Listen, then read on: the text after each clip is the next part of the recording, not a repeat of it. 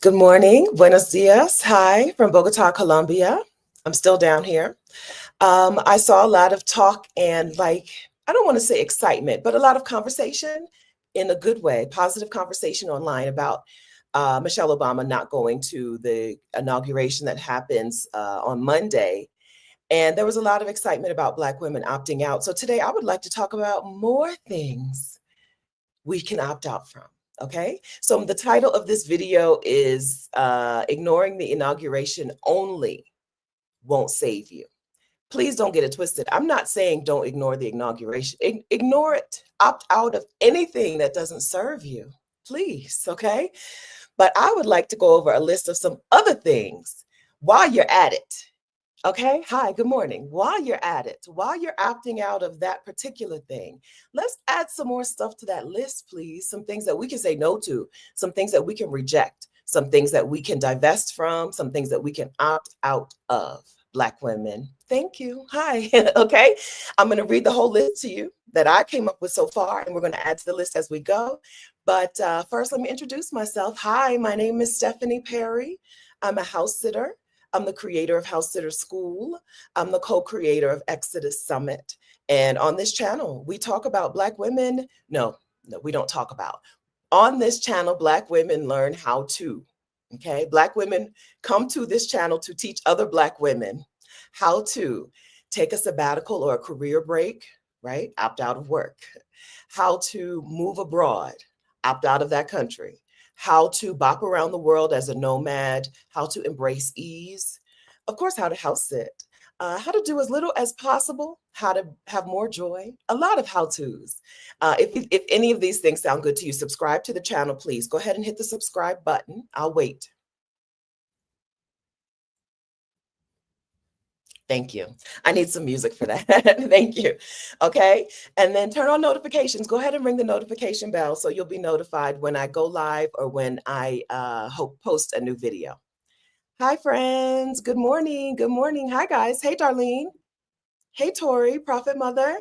Hello. Oh, Nay Bay, 84. Hey, Nay.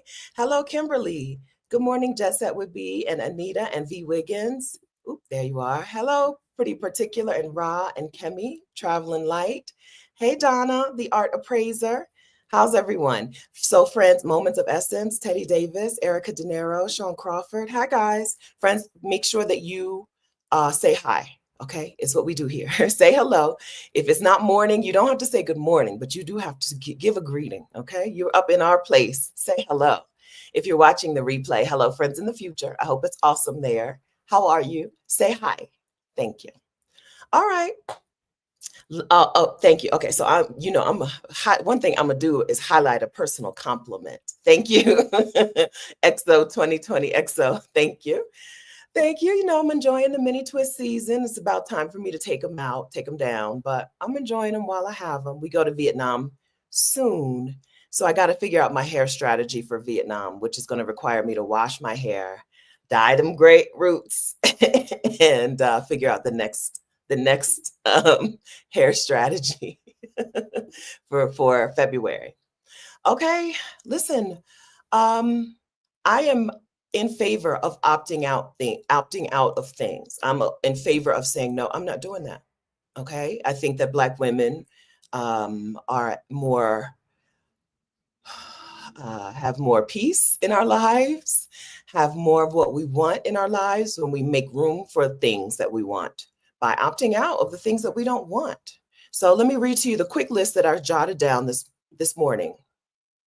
Some things to unlearn for our liberation or opt out of for our liberation. I wrote down, we're going to talk about each one of these. I wrote down American exceptionalism, white people, them jobs, I wrote down them jobs, Black excellence, and I did it myself, opting out of the badge of honor. That is, I did it myself. Okay, I'd like to talk about opting out of these things while we're opting out of the inauguration. Now, what do I mean by it won't save you? Opting out only from the inauguration won't save you. The changes that are happening in the United States, the changes that are going to happen are going to happen whether you acknowledge the inauguration this weekend or not, right? The changes are going to happen whether you can get yourself into a nice Zen place and chill or not, or whether you're sitting there gnawing at your fingernails and stressed out and watching the news.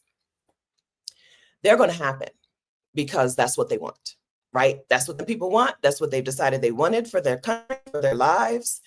So opting out of the inauguration alone won't save you from the repercussions and ramifications. What will? You know what I'm gonna tell you. Opting out of the entire country. Rashida Dow made a video on her channel not long ago called Black Women Divest from America. Something. I think I wrote it down. Maybe I didn't. Something about Black women and time to divest from America. Her video was largely about financially divesting, right? How do you not continue to feed the billionaire machine? How do you how do you, an individual person, and we as a collective, not continue to feed the America, right? But I'd like to talk today about opting out mentally, emotionally, physically, psychologically. How to cut ties. Is it possible to cut ties with that place? Is it possible to leave it behind? Is it possible to move on? Have you ever had someone, one of my college boyfriends died not long ago, and a lot of people hit me up. Not that I'm so sorry that he died. He died very young, and I'm very sorry for that. Okay, I'm very sorry for that. But there was no connection. There was nothing there anymore. I hadn't even said a word to him probably in 20 years because I started college in 1992, 93, 92, right? There is a difference between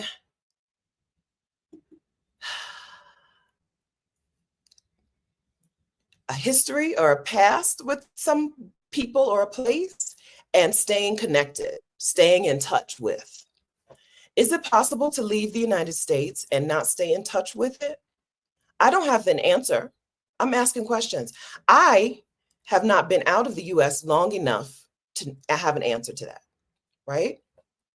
I haven't lived in the US since 2015, but I don't have a home country yet. Once I get a home country, things may feel very different. I've been bopping around, right? I've been from country to country, from place to place, excuse me, for quite a while, since 2015.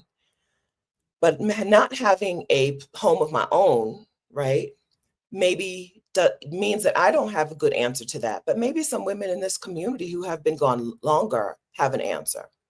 What I do know is that I don't feel stressed out or pressured. Isn't the pressured? I don't feel the stress and the pressure and the strain and the fear that a lot of Black women who are in the United States today feel, right? I've done as much opting out as I've done. I haven't fully opted out. I haven't fully divested, but I've done as much as I've done. And it means that I get to be in Colombia and kind of forget that the inauguration was happening. If it wasn't for YouTube, I probably would not have remembered, right? If it wasn't for YouTube, I wouldn't have remembered what was happening, what this particular weekend was. And I wouldn't have that link to those bad feelings, right? It would all be good vibes. I'm only in Colombia, right? I'm only a few countries down, a few countries south of the United States, but I get to engage and disengage at my leisure, at my pleasure, at my choice. So a thing that I think that it would be amazing if we would do while you're turning your back on some stuff, rightly, let's also turn our back on that country, okay? This is my plea. This is my plea. Find a place where you can go about your day and go about your life without the things that the United States requires of you, right? What does the United States require of Black women? It requires pack mule, workhorse type commitment and dedication and effort. It requires unrequited loyalty. being a Black woman in the United States requires either that you be two people, right? Because you got to be a different, either you be a different two people, right? Code, we all know what code switching is.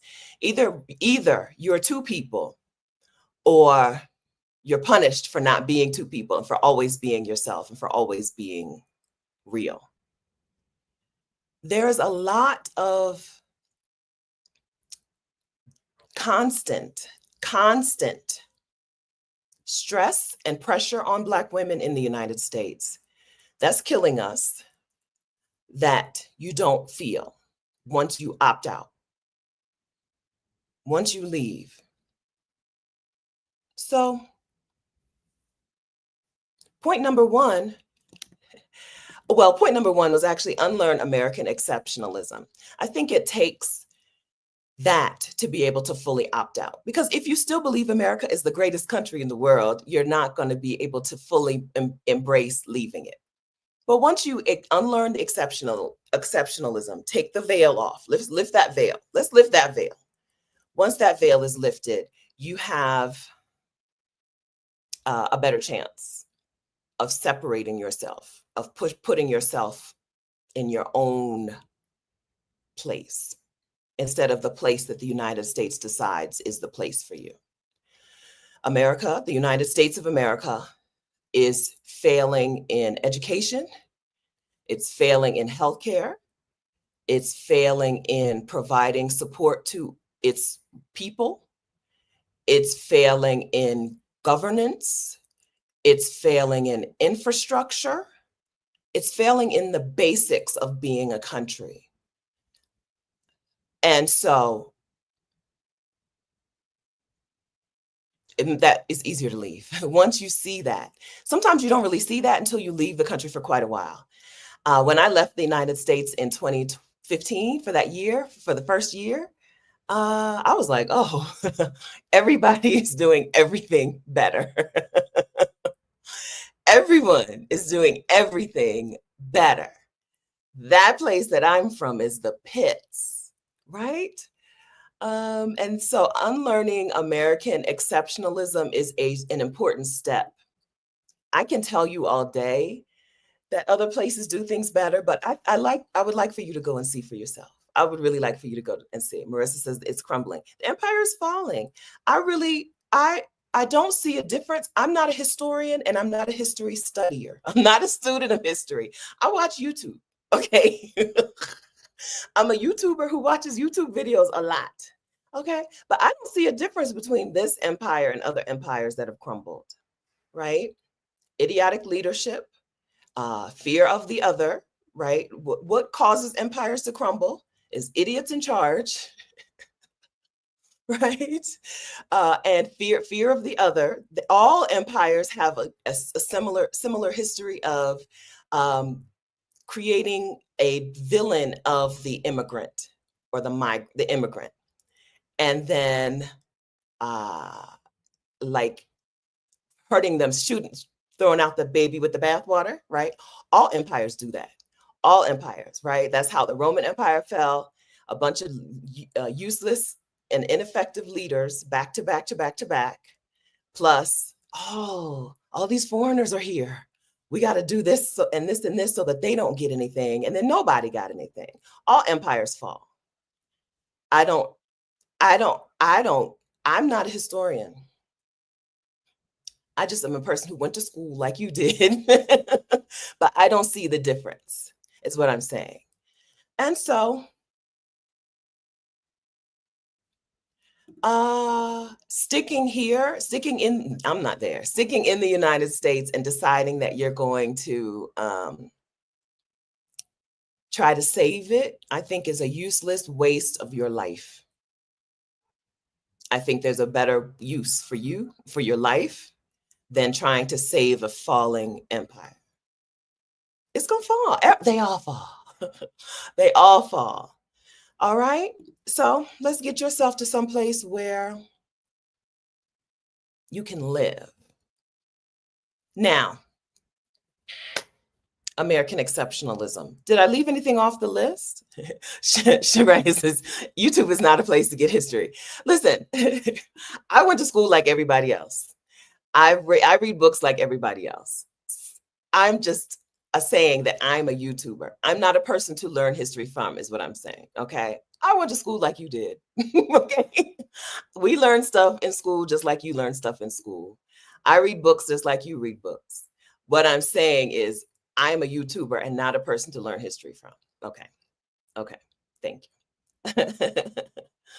Thomasine got her passport last week. Congratulations. Congratulations. I hope you put it to use. Good, good.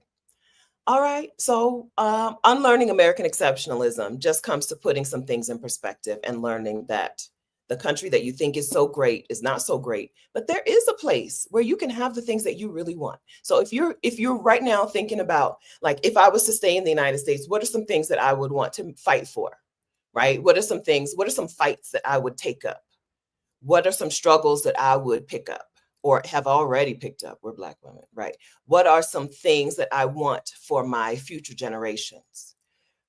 Maybe you go a place where your future generations already will have those things because the current generation already has those things, right? If you want access to healthcare, you can fight it, right? You could be a person who fights it, fights the who puts effort into improving the US healthcare system. Or you could pick up and make sure that you go to a place that has some bomb healthcare, right? Stellar healthcare for all of its people. Right? The United States is failing in these places, but it's not the only choice.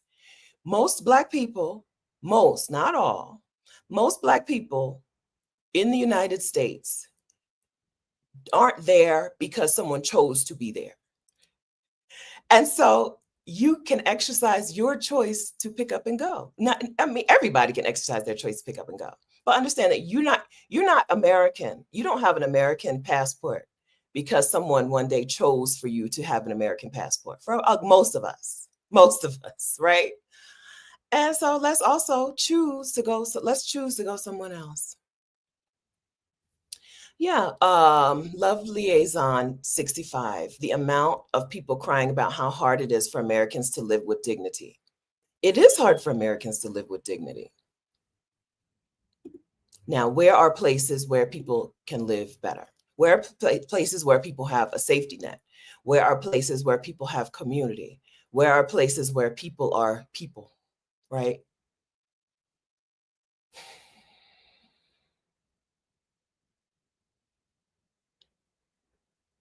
Haiku, I disagree. Haiku says if you're over 65, just stay. No, a 65-year-old can expect to live another 30 years. How much prep do you want to keep living in your life? Like, how much of that prep work do you want to keep having to do, right? We talked to inside of the Exodus ASAP membership, there's a woman who lives in, she's not from Delaware, but she lives in Delaware. She lives not far from where I used to live. And she was talking about what are her neighbors going to act like this weekend? And I was like, I know. I know. How much time do you want to spend preparing yourself and buffering yourself from the people who you're supposed to be in community with? And why can't we just be somewhere where we don't have to protect ourselves from the people next door? Why can't we just be somewhere where we don't have to have a whole line of defense before we go to work? Why can't we just live someplace else where that's not life? My stethoscope travels. MD.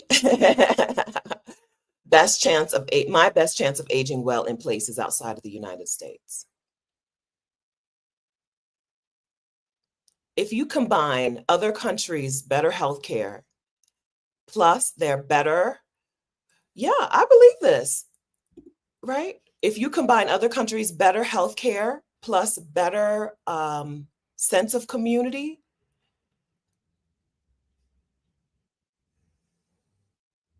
I think that your best chance of aging somewhere is somewhere else.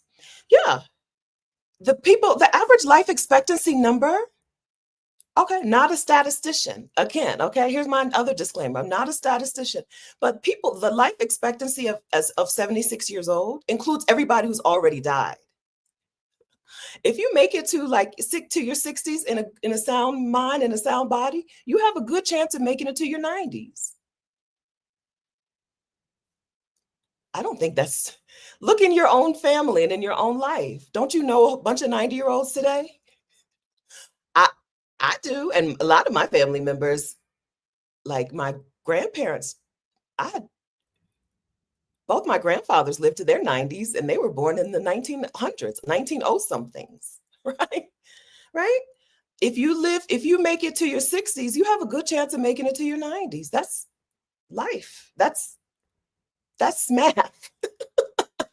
The 76 age life expectancy includes everybody who's already dead, right? Everybody who died on the first day of life or the first year of life or the first decade of life, right? Or the first half a century of life. But if you're in your 60s, I think you have to prepare to be in your 90s, right? I think, right? This is not even including the fact that I expect to be, an old lady. I expect to become an old lady. I expect to be an old lady. But yeah, like I think that's how you should live. I don't think a 60-year-old should be prepared, should have a foot in the grave. I think a 60-year-old should be like, now, do I want to live 30 more years in this place or in this way or with these people? Do I want to live 30 more years like that? Inside of this here community, women in their 70s pick up and go. Any of y'all here today, or y'all out on boat cruises? Anybody here over 70 today who has picked up and gone somewhere? There's a lot happening in the chat today. Carpe Diem says, my mail lady just delivered my last W-2. Bye-bye, U.S. workforce. Congratulations. That's wonderful. There's a full community called 60 Plus Black Women Expats. Deborah Valerie is the host, creator, admin of that community. We've talked to her on this channel and the Exodus Summit channel. 60 Plus Black Women Expats are out living their lives. Right? They love it.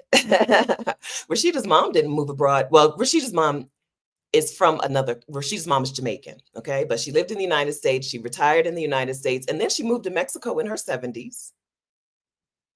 You wouldn't know it, right? You wouldn't know she's 70 something, but she's 70 something. I think that's how most 60-year-olds are living their lives. Most, right? I'm gonna be here for quite a while. Let me get myself situated. Let me get me a good life. Let me get me a good friend group. Let me get me a good community. Let me get me a good environment. Let me get me a good home. Let me get me some stuff that I want. Right? Affirmations for Women says, this is funny. I'm in my late 20s and sometimes I feel like it's too late for me to make a change. This is one of the reasons I don't talk too much to 20 somethings, because y'all 20 somethings have no perspective, right?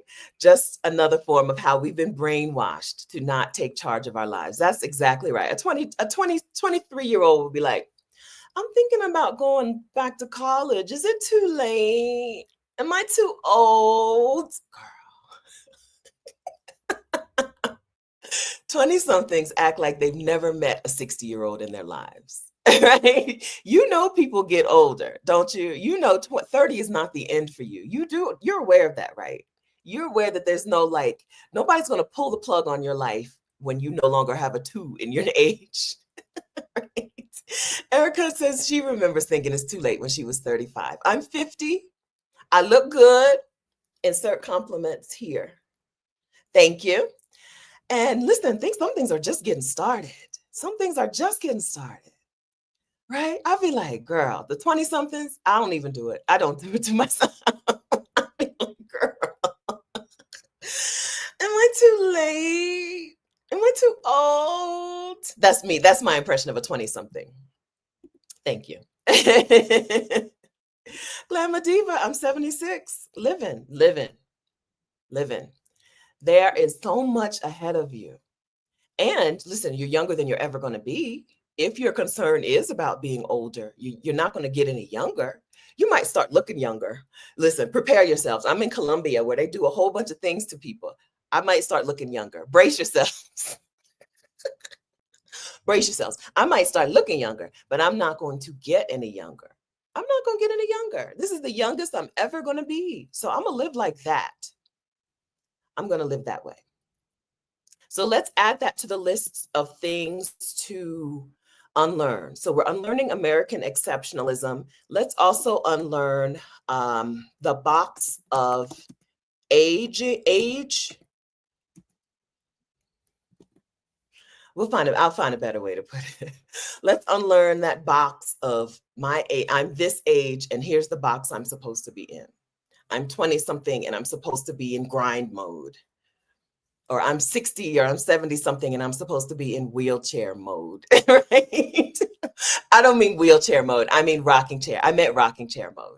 I'm 70, so I just got to turn on rocking chair mode, and that's all I want. If what you want is rocking chair life, do it, okay? But it shouldn't be because you're a certain number of age. I've enjoyed hammock life. I really enjoy hammock life, but it's not because I'm this age and this age says I need to sit down and just be in a hammock or just be in a rocking chair. So let's unlearn the box of age. Okay. All right. Okay. Thank you.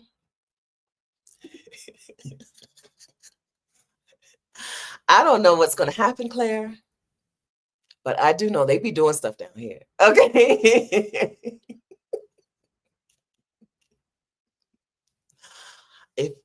if I next time you see me, I look 15 years younger, it is what it is. I do plan to stay in Colombia. There have been big changes so far this year. Yeah, I do plan to stay in Colombia, although I'll be doing some traveling from early February to early April. I'll be out of Colombia early February to April, but I do plan on staying here. I'll talk about it more. I'll talk about it more in the future once I have some things solidified, some things nailed down. But yeah, it's a big change. That's a big change. Okay, Kemi. Listen, a lot of it is just talk. Okay, a lot of that is just talk. I'm torn 50-50. I'm a human person. I'm a human woman. I'm 50-50 torn between I'm fighting looking older and listen, Stephanie, at some point you're going to have to just embrace looking older. So you might as well start now, right? There's like an angel and a devil on my shoulder. So I don't know who's going to win the battle, or I don't know when the battle is going to shift in one direction or another. But, I've shared this very openly. That's a thing I'd like to talk about more on this channel and bring some people on to help me, right? Part of having a YouTube channel is being able to talk to experts.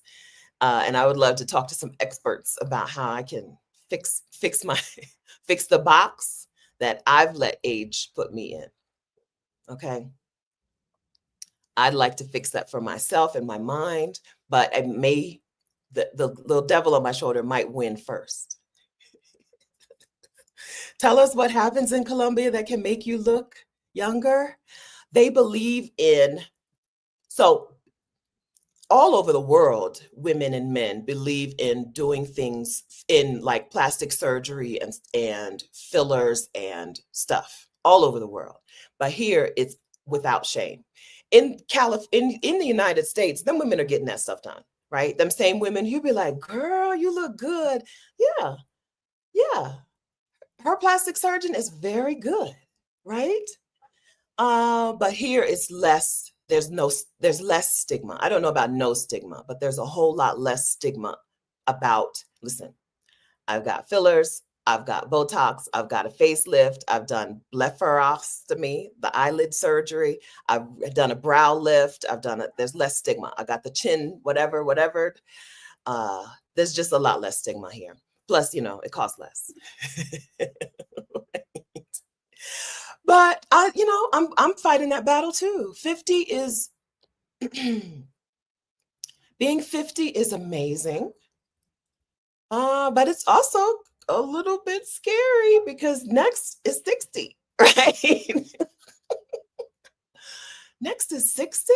Am I ready? I'm not ready. So I'm fighting it 50-50, right? There's half and half. I'm half and half. A part of me would like to, because I like to do the easiest thing. I want to do as little as possible. The easiest thing would be to embrace gray hair. We've talked about this a lot on here. The easiest thing is to embrace gray hair. But I'm not ready. And so, like, part of my weekly or monthly plan is like, now how do I disguise the gray hair when I do my hair? Right? I'm all gray in here, gray down here, right? How do I disguise that? What am I going to do about that? The hair dye, the mess, and then I don't even have my own home. I don't have my own bathroom. So like I'm in Airbnbs and stuff and I'm trying to book an Airbnb with a bathroom I can dye my hair in. Right? Or with a utility sink, right? At least where they have a utility sink where I can rinse out that dye and not mess up the whole bathroom, right? Like that is not ease. It's not ease. It's one of the least easy things I do. I don't know how much longer I'm going to keep doing that, right? But one of the things we're going to unlearn, right? I just put it on the list, is the box of our age. The box that says your age is the thing. So I dye my hair at least twice a year only, right? It's not like, but I have to deal with the gray hair every day, right? It's all, I don't know what you can see because of the lighting and the whatever. It's all gray. I got to deal with the gray hair every day, right? That it grows in. My hair is still growing very nicely, and I appreciate that. I've not reached a phase where hair growth has stopped. So I appreciate that. But like up in here, I don't want to do it because my hair looks so cute, and I don't want to show you. I don't want to part it to show you because then I'll never get it back. But it's all gray. The reason the hair dye, this is just semi-permanent dye. This is grocery store dye. But the reason it shows up so well on my hair without going to the hairdresser or getting it lifted or whatever is because a lot of it is gray. So it just takes the dye. It's instead of the dark colored hair. So Tori says ease would be going to the salon. Okay, so the maintenance stays the same, whether I do it or not. So maybe there may be a time when I pay someone to dye my hair for me, but it's still every few weeks, I still got to figure something out.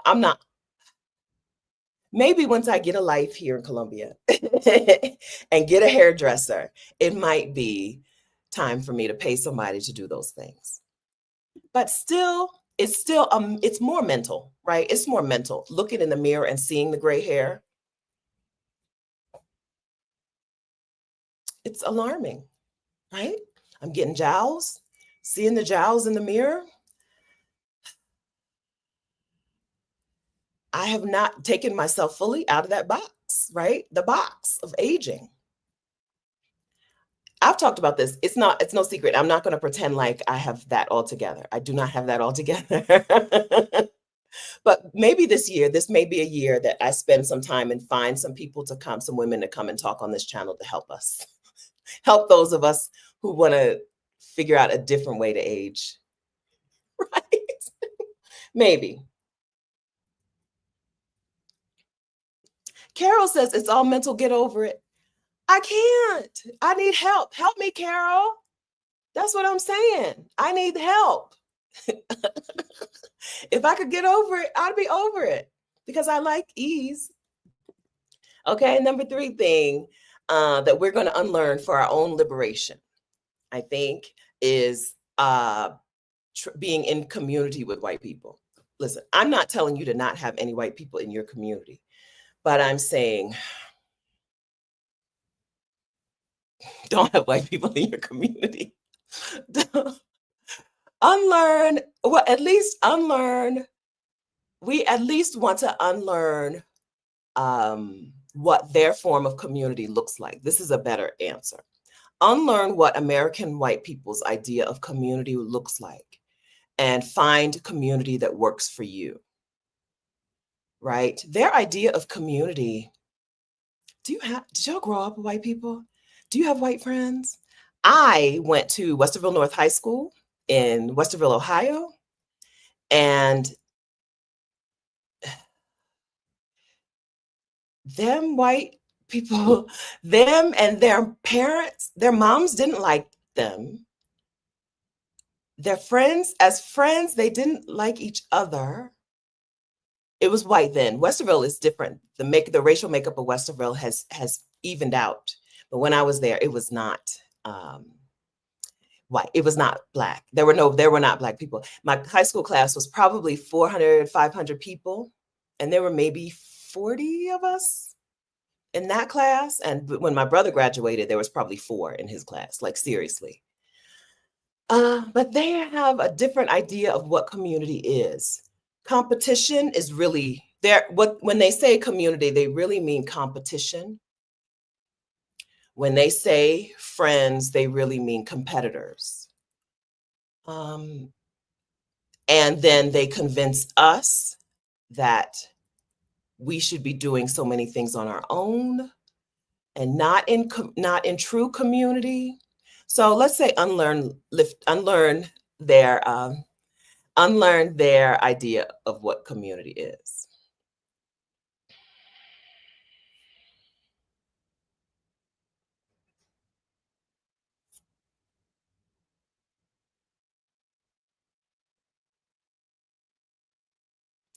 Yeah, Romana, Romana Jennings? Hi, I'm confused. Are European communities different from the ones here in the US? Yeah.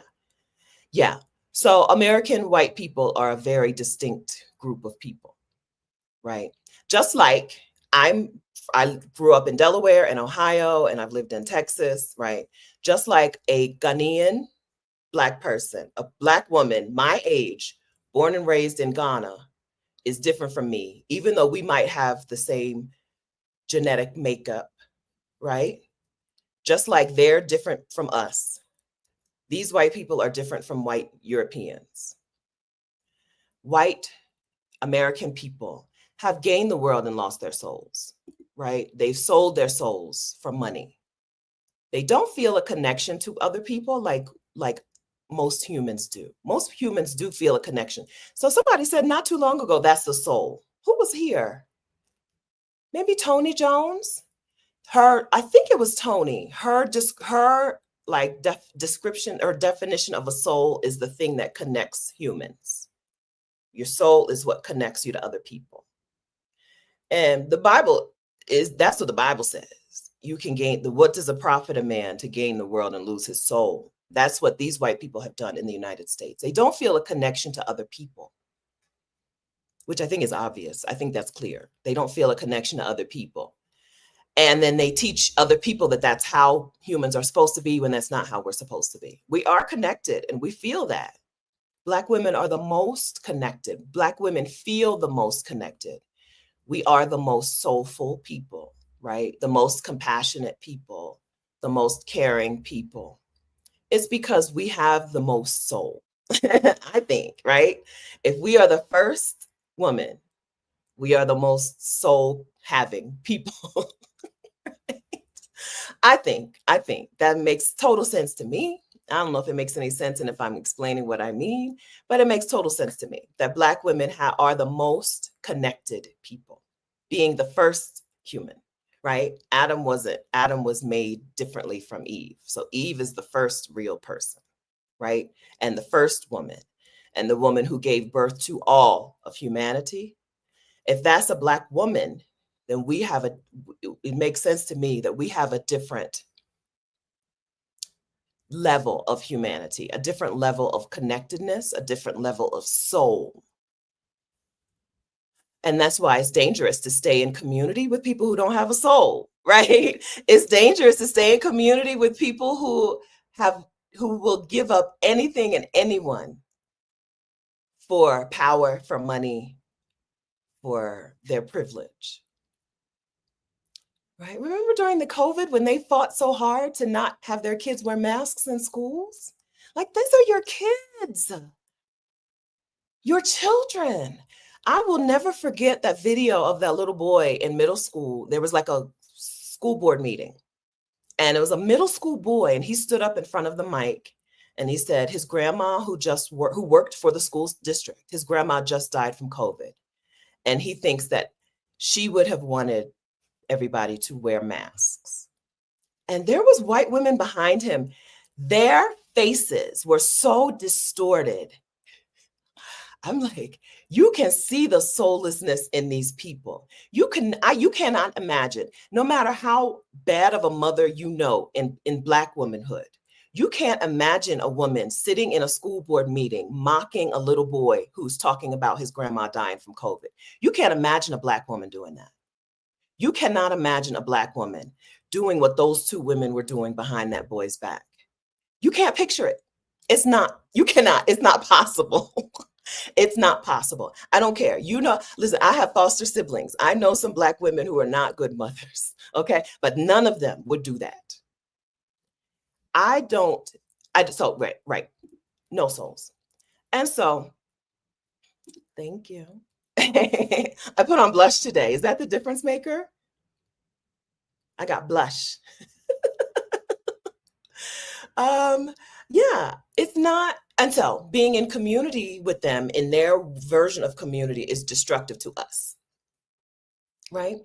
Now, there are white people who are not from these people genetically, right? Just because you're Black in the United States doesn't mean you're a descendant of enslaved people like I am, right? I'm a descendant of enslaved people, but not all Black people in the US are, right?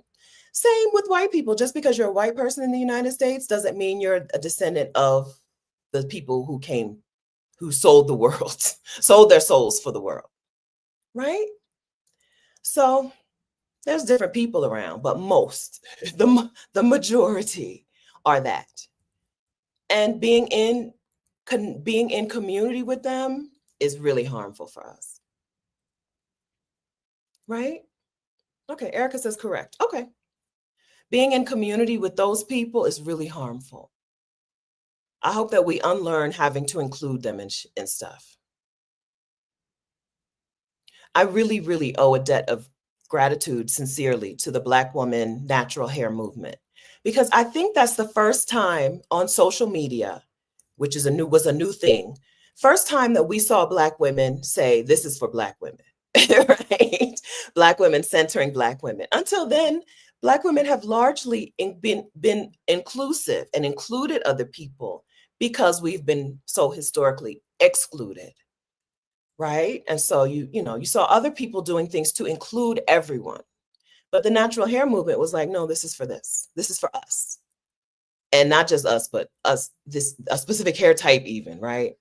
This is for us. And that opened up the door for spaces like this, where I'd be like, this is for Black women. Right? Whereas maybe if that hadn't happened, we would still be on the inclusivity train. But it's been years of being exclusive. This is exclusive to Black women. I don't mean exclusive as in hard to get into. I mean exclusive as in excluding most people, only including Black women. So I hope that we can spend some time unlearning having to be in community with people who don't mean us any good. Okay, that's what I mean. I'm not telling you to not have white friends, because I've said many times I want to be friends with Elizabeth Gilbert. I think she's onto something. She's connected somewhere, right? I don't mean not to have white friends, but I mean not having to be in community with white people. Okay, that's what I think of them. Okay. That's what I think of them. I went to a house in my house in Puerto Rico. The man asked me, "Are you big on social media?" Because his dog had just gone viral on TikTok from the previous house sitter. So he said, "Are you big on social media?" And I just laughed. I was like, "Don't Google me. Don't Google me, man. Don't Google me, because you're not gonna like me. Okay, you're not gonna like me." They had their little "I voted for Kamala" mug in the kitchen. I'm like, you're not gonna like me. That's not enough to make me like you, right? All I could do is laugh. I just laughed. Like, if I were him, if I were in his shoes, I would have been so suspicious of me, because I couldn't even answer his question. I just laughed. And then I was like, don't Google me.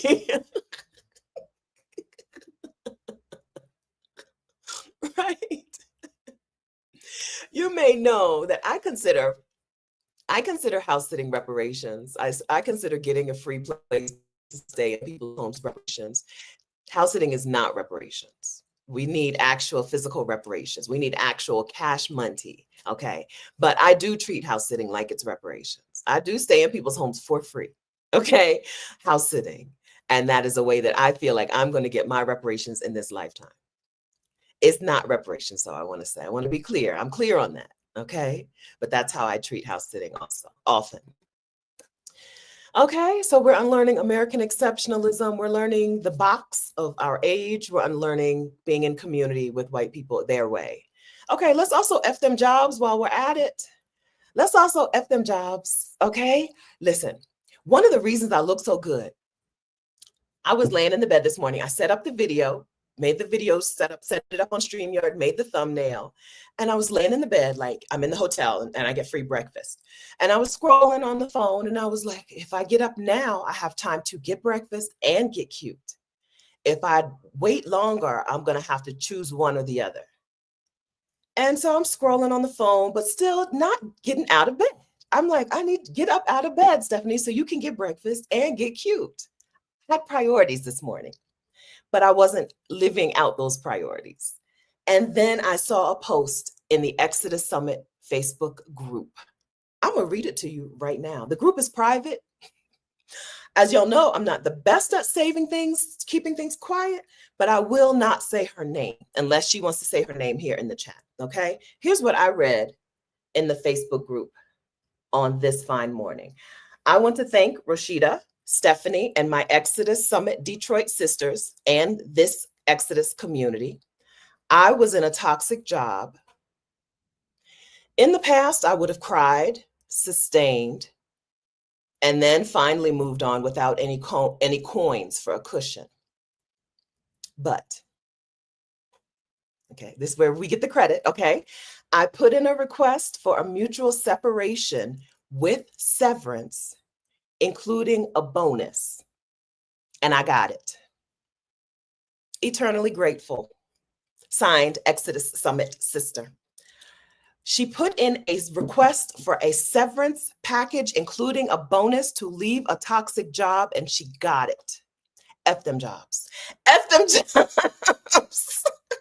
These jobs ain't loyal. So let's move on. Okay? So I don't know what she's going to. Oh, okay. It's Dr. O. She said, that's me. Okay? She said it. I didn't say who it was. She said who it was. Okay? F them jobs. The Exodus Summit community is a place where I, as one of the founders of the community, the Exodus Summit community, inside that community is where I learned that severance packages were a thing. That you could say, I'm tired of y'all. I'm tired of y'all. Pay me some money to leave. And some people get paid to leave. Anne-Marie, who is if I know your government name, I'm gonna say your government name. Okay. On YouTube, she's the anti-HR lady. Okay. Anti-HR lady. She did a special session inside of Exodus ASAP, teaching Black women how to get those coins. Inside of the Exodus Summit Exodus ASAP membership, she just did a session on getting those coins. The replay is up for anyone who has joined after her session. The replay is already there. I would leave here and go there. Okay.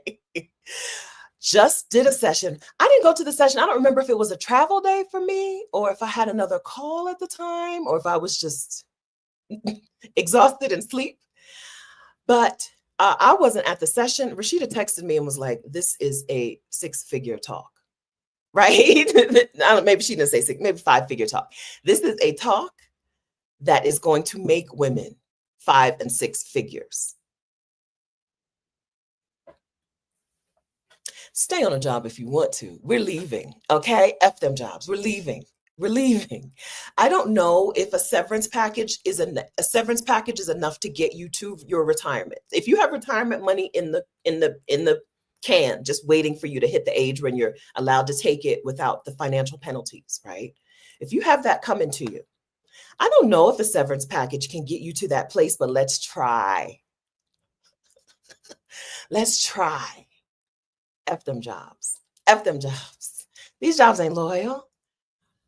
There is what is a mutual separation? A mutual in my layman's terms, as a YouTuber, another disclaimer, okay? I'm not an attorney. I'm not an HR executive. I'm not an experienced person in this world. As a YouTube person, a mutual separation is you sit down with your employer and you say, I am ready to go. Pay me. And Dr. O just told us, some people get paid. Okay? The anti-HR lady did an amazing session for the Exodus ASAP community. She spoke at Exodus Summit 2021, maybe? But we don't have, she spoke at a summit, there are no replays, or their replays are over. I believe it was Exodus Summit 2021. But if you want to learn severance from a severance person, a person is her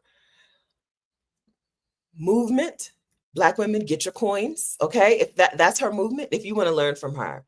Inside of Exodus ASAP, we have the replay of the session she just did last month. She just did it December 26th, I want to say, December 26th.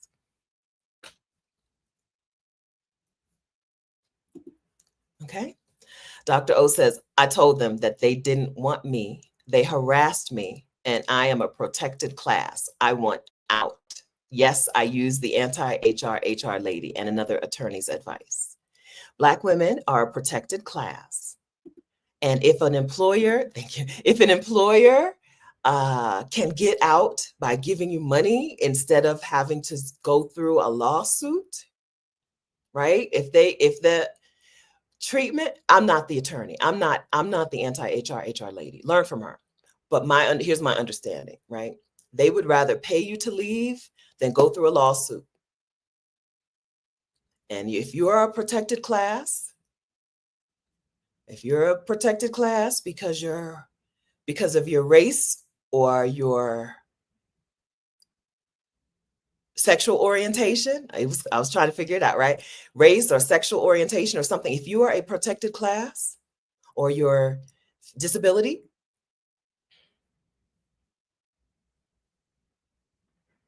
they don't want a lawsuit. Okay. So yeah, okay, Exodus ASAP. Let me drop the link there. If you want to listen, a month in Exodus ASAP, just to watch that session from the anti-HR lady, makes sense to me. Exodus ASAP is our membership for Black women who are ready to make their exodus. Age is a protected class. Thank you, Adria. Right? Exodus ASAP is our membership for Black women who are ready to plan their exodus. And inside of Exodus ASAP, there is coaching from people. we bring in women to do coaching. And one of those coaching sessions was on getting your coins. So the replays are there. If you join Exodus ASAP, you could have some stuff ready when you go back to work on Tuesday. I think I'm not the attorney. This is not me giving you legal advice, because I'm a YouTuber, as I've said 8 times today, okay? But that is what I know that women inside of the Exodus Summit community have done. The anti-HR lady did that session for us, right? Her testimonials, her alumni, the women who've worked with her have good things to say. Okay, she came inside of the Exodus ASAP membership and did that coaching session for us, for Black women, for the Exodus community. Okay. So let me say one more thing about Exodus ASAP before we move on. Exodus ASAP is a membership. It is for Black women who are ready to plan their exodus. If you want to get your peace out protocol together. Now, starting tomorrow, we're hosting the Get Your Next 3 Clients Challenge. If you're really ready to say F them jobs, right? I can make money on my own. Then join us in the Get Your Next 3 Clients Challenge. What Rashida and I teach in this 6-day challenge is how to take what you know how to do and serve who you know how to serve and make money doing it. Okay. Some of you are already doing things, helping people for free. Let's turn this into a way to make money. I'm not talking about a business that's going to drain you and exhaust you, because do I look do I look like I got left off bad and bougie? Do I look drained and exhausted? Okay. I'm not talking about it. We're not talking about a business that's going to drain you and exhaust you. We're going to talk to you about, teach you, work you through how to do things that fit the way you want to live your life, but pay you, right? How to make money doing some of the stuff that you're probably already doing. How to make money in a way that fits the life that you want to live, right? Most of the women who come to our challenge are or want to become coaches or freelancers or consultants or trip hosts, retreat organizers, right? And so we, during that week, work on you getting clients, work on the method that you're going to use to get clients. The way that we teach you to get clients in the Get Your Next 3 Clients Challenge is get clear on what is your message. What's the point? What is the point? Why do people need this thing that you do, this service that you provide? What's the point, right? Get that message together, craft a message, and then find out who the women that you want to serve or the people that you want to serve in your business, where are they already in a group, in clusters, organized together already, not prospecting for clients one at a time, but where is a group of women who you can then go and deliver your message to so that you can invite them to work with you, invite them to your business, invite them to your product or your service or your offer, right? If you have something already that is not getting you clients, if you already have a business, you already provide a product or a service, but you're not getting clients, you don't have a method to get clients, come to the Get Your Next 3 Clients Challenge that's happening inside of Exodus ASAP, inside of the membership. It's okay with us if you just pay for 1 month of membership so you can join the challenge and then you cancel your membership. We are good coaches. We are good teachers. And women who come through our Get Your Next 3 Clients Challenge get clients. Sometimes, here's a funny thing that happens that we're trying to stop by doing it inside of the membership. Sometimes women join the challenge just because they got a few hours free next week. They join the challenge, they get clients, and then they're like, oh, but actually, I don't think I want to run a business, right? We're so good that we help women get clients even before they're convinced that they even want a business, right? And then they have the say.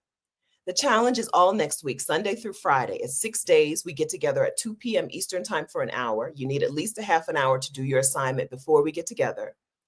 And then we get together at 2 p.m. Eastern time for an hour of coaching. And it's Sunday through Friday. Okay. Normally what I would say is if you don't have time to come to the live coaching sessions, don't come to this challenge. But because this challenge is inside of the membership, you'll have opportunities to meet everyone separately or like talk to everyone. Maybe you go to an accountability call or two and meet some other women. So you won't miss out on the community piece, right? You won't miss out on the community aspect. If you can't come to the coaching sessions live and you have to watch the replays, you'll still be able to meet the other women in Exodus ASAP in other calls because you have a full month. You get a full month of membership. Okay. ExodusASAP.com is the link. Okay. What is part of the membership? Is it part of the membership? Yes. So in the past, we've done the Get Your Next 3 Clients Challenge on its own. And last year it was $497. $497 for the Get Your Next 3 Clients Challenge, because knowing how to get clients is very profitable, right? Knowing how to get clients means you make money inside of your business. So we charge good money for it because it's valuable. This time we're doing it inside of the membership, and a month of the membership is only $247. So it's half price, and you get, instead of just the challenge, you get the month of membership also. So you get the other coaching from me and Rashida. You get the replays of coaching that's already happened. Listen, Rashida and I are not lower the price kind of people. I'm not saying that this is the only time we'll do the challenge in the membership, because I don't know. We'll see how it goes this time. But I am saying I wouldn't count on us doing it this way ever again. Okay. I wouldn't count on us doing it this way ever again, because we generally don't lower prices. Prices go up in our world. Everything is more expensive. Our lives are more expensive, right?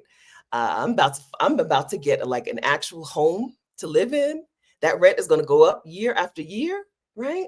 So I wouldn't expect the Get Your Next 3 Clients Challenge price to go down. I wouldn't anticipate it staying inside of the membership in the future.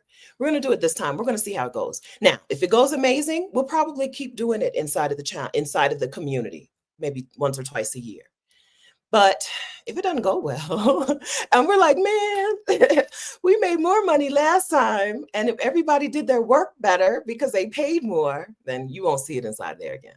A thing about pricing is sometimes when people don't have any skin in the game, they don't really do the work in the community, in the challenge, and then we don't get the testimonials, and we don't get the wins. We want the wins. So, is the monthly membership prorated if you join today? No. If you join today, you get 1 month of membership starting today. It's not prorated. There are no refunds also, right? You cancel at any time, but it's not refunded. So if you pay for 1 month and you only want that month membership, you need to cancel before the next month payment comes out. Just like all the other memberships, right? Just like Apple TV or whatever you pay for. Same system, same method. But we're not priced low, because we don't want you to stay forever. This is not a set it and forget it pricing. A lot of things are set it and forget it. Was that for gym that everybody has joined that was like $14 a month? Set and forget it. They're like, whether you come or not, keep paying us. This is not that. This is pay, do, leave. Pay to join the membership. Do what you need to do to make your progress. Leave the membership, leave the country, leave your job. Okay, this is pay, do, leave pricing. Okay, but you can join for 1 month if you want, and then cancel. You can join for 1 month and then find out how good of coaches we are, and then stick around for longer, which is what often happens. We're very good at what we do.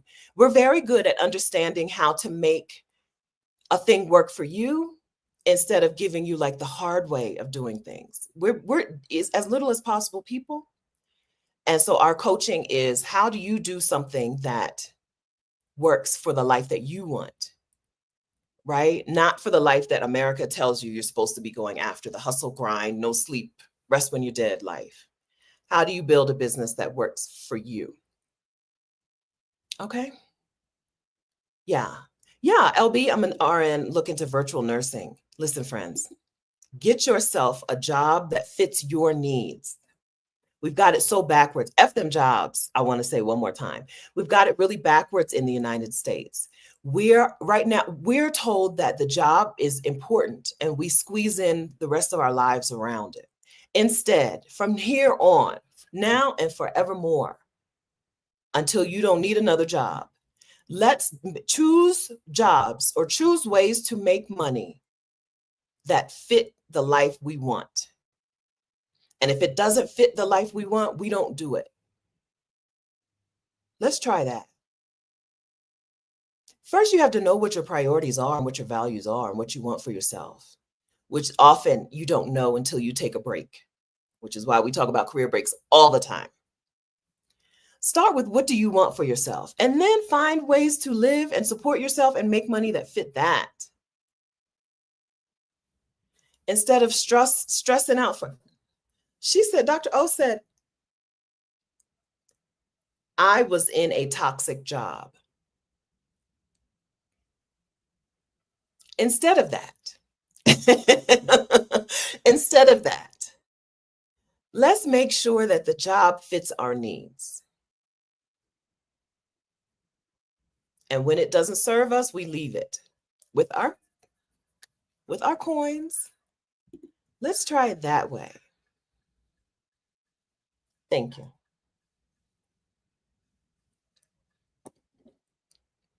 All right. F them jobs. Anything else I need to explain about F them jobs? A job is a means to an end. Right now, The person whose name I always say, and then I remember that I'm not supposed to say her real name on the internet. On the internet, Mokamoiselle does work for me inside of my business. On this job that she has working for me, she is not only making income, but she's learning from me, right? How to do online workshops, how to grow an email list, how to grow a YouTube channel. When she don't need me anymore, when she don't need that money anymore, she's going to be gone. Another person who's already here has left her jobs because her business has taken off. A person who was doing work for Kimani and Rashida has decided, I've got what I needed from the job, right? We don't always have an exit. We should have an exit strategy from jobs. Even though she liked working for those two women and whoever else she was working for, she got what she needed from those jobs. Okay, now she's focusing on her business and her things. Have an exit strategy for traditional work. Have an exit strategy. And it shouldn't be just, I'll stop working when I'm dead. Whether that exit strategy is you running your own business, whether that exit strategy is investing for wealth or money, right? Have an exit strategy for that job, right? Adria says companies have exit strategies. Don't just be there until you drop.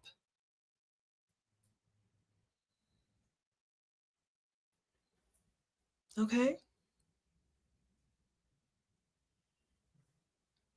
Have an exit strategy. Thank you. Okay. I'm just scrolling through the comments real quick. Affirmations for women. Using a job to move. What are your thoughts on moving with your company abroad? But it won't necessarily be remote. That's okay. If it's in a country that you want to live in a city that you want to live in, that's fine. As if it fits your needs. If it doesn't fit your needs, it's not going to work, right? It's not going to help. But if it fits your needs, is this a place you want to live? Is it a place that's going to give you a lifestyle that you want? Sure. Right? I'm not opposed to jobs. I'm opposed to jobs that stand in the way of you living your life. If your job helps you live your life in a new city, in a new country, absolutely do it. A job in a new country is a great way to get residency in a place without having to do all the work yourself. A lot of jobs, when they transfer you abroad, they do all that work for you. Let them. Absolutely. It does. And a remote job is not the only way, right? Having a job that requires you to be in a physical location is fine if that physical location is a place you love being. If it's a city you are going to thrive in. Yeah. If your job fits your needs, I'm for it. If your job is giving you something that you want in your life and is helping you live out a life of your dreams, I'm for it. Who wouldn't want a steady paycheck? I'm for it. The problem is most jobs for Black women are not that, right? For Black women, most jobs are not that. Most jobs are standing in the way of you living your life. See it, real talk. That's not joking, right? Not joking. For Black women, a lot of the job is standing in the way of your health, your relationships, and I don't mean partner relationships. I just mean you having time to be a healthy and happy person and be in community with the people you want to be in community with, right?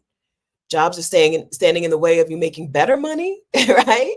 If your job has a ceiling, but you could do something with less of a ceiling, right? I was a hospital pharmacy technician and there was a real ceiling on what I was going to be able to make, right? A real ceiling. And I made pretty good money. I was an Army veteran, or am, and had pharmacy experience and had the certification that you need. So back in I think I started working there around 2009, 2010, maybe. I was making $22 an hour for a hospital pharmacy technician. That was fine, right? In Delaware, in Wilmington, Delaware. That was fine. What was my point about that? the money standing in the way. I don't remember what I was saying. I'm 50 now. I don't know, but find money. I don't remember what I was saying. But if your job is standing in the way of you living your life, that's what we call a toxin, right? That's poisonous, it's dangerous, that's harmful. Harmful things are we call them toxins. So you have to know what you want. Ceiling, thank you. Okay, ceiling. That's what I was saying. $22 an hour is what I was making. If I had gone to, if I had become the, her title was not manager, but the person who like did the scheduling and stuff for the other technicians, I maybe could have gotten to $30 an hour, right? I could have maybe gotten to $30 an hour, and 48 hours a week was probably my max. 40 hours a week was our, schedule. But let's go with $30 an hour for 48 hours a week, $14.40 per week times 52 weeks in a year, $75K. That was a real ceiling to what I was going to be making as a pharmacy technician. Listen, if people talking about money stresses you out, or if you hear Black women talking about making good money and it makes you feel feelings, it makes you feel negative feelings, mute me for a few minutes, okay? But let's talk about that ceiling of money, okay? Instead of me being a hospital pharmacy technician, I'm a YouTuber, as I've said 45 times today, right? I'm a coach, I'm a house sitter, and I've made more than $75K since 2021, maybe 2022. Let's go with 2022. Since 2022, I've made significantly more than I made as a pharmacy technician. Ceilings, ceilings. If you're and this is from a skill set that I had, plus a skill set that I didn't even know existed. I'm a talker. I've always been a person who could talk and write and speak well. It's a thing, right? But YouTube is not a skill set that I had. It's a skill set that I acquired, right? Community building is a skill set that I had seen exercised and executed, but it wasn't a skill set that I was executing in my life, right? But YouTube plus talking plus community building means that instead of $75K a year as my ceiling, $75K is like a quarter, right? January, February, March money is $75K, right? I told you, if you get stressed out hearing about Black women making good money, get up, mute me, okay? But I like 75K is a quarter of, it's a part of the year where I'm not working that hard, right? And then there's a part of the year where I work very hard and I make twice that. Exodus Summit season, Rashida and I work very hard. And if we both brought home 75K only a piece from the summit, it was a flop.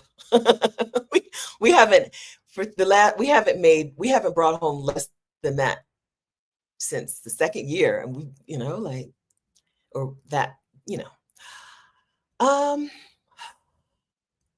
75K is it went from being my ceiling to the beginning. That's the bare bones minimum, right? If you have some skill set that you want to take out into the world and see what can happen, even if it's not coaching, even if it's something else, get support and learn how to do it, and do it. Stop letting your job tell you you can't do it.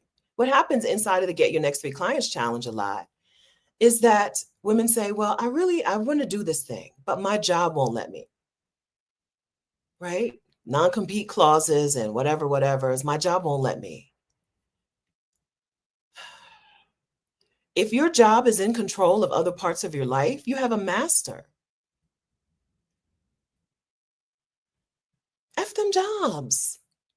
I was in the Army. I've never had a job where I could buy a plane ticket for vacation and know that they were going to approve my vacation.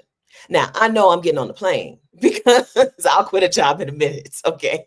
I know I'm getting on the plane, but I've never had a job where I know when when I say, here are the days I need for my vacation, where I know that it's going to be a yes. I've never had that. I was in the Army. I worked in a bank, in a call center. I was a credit analyst.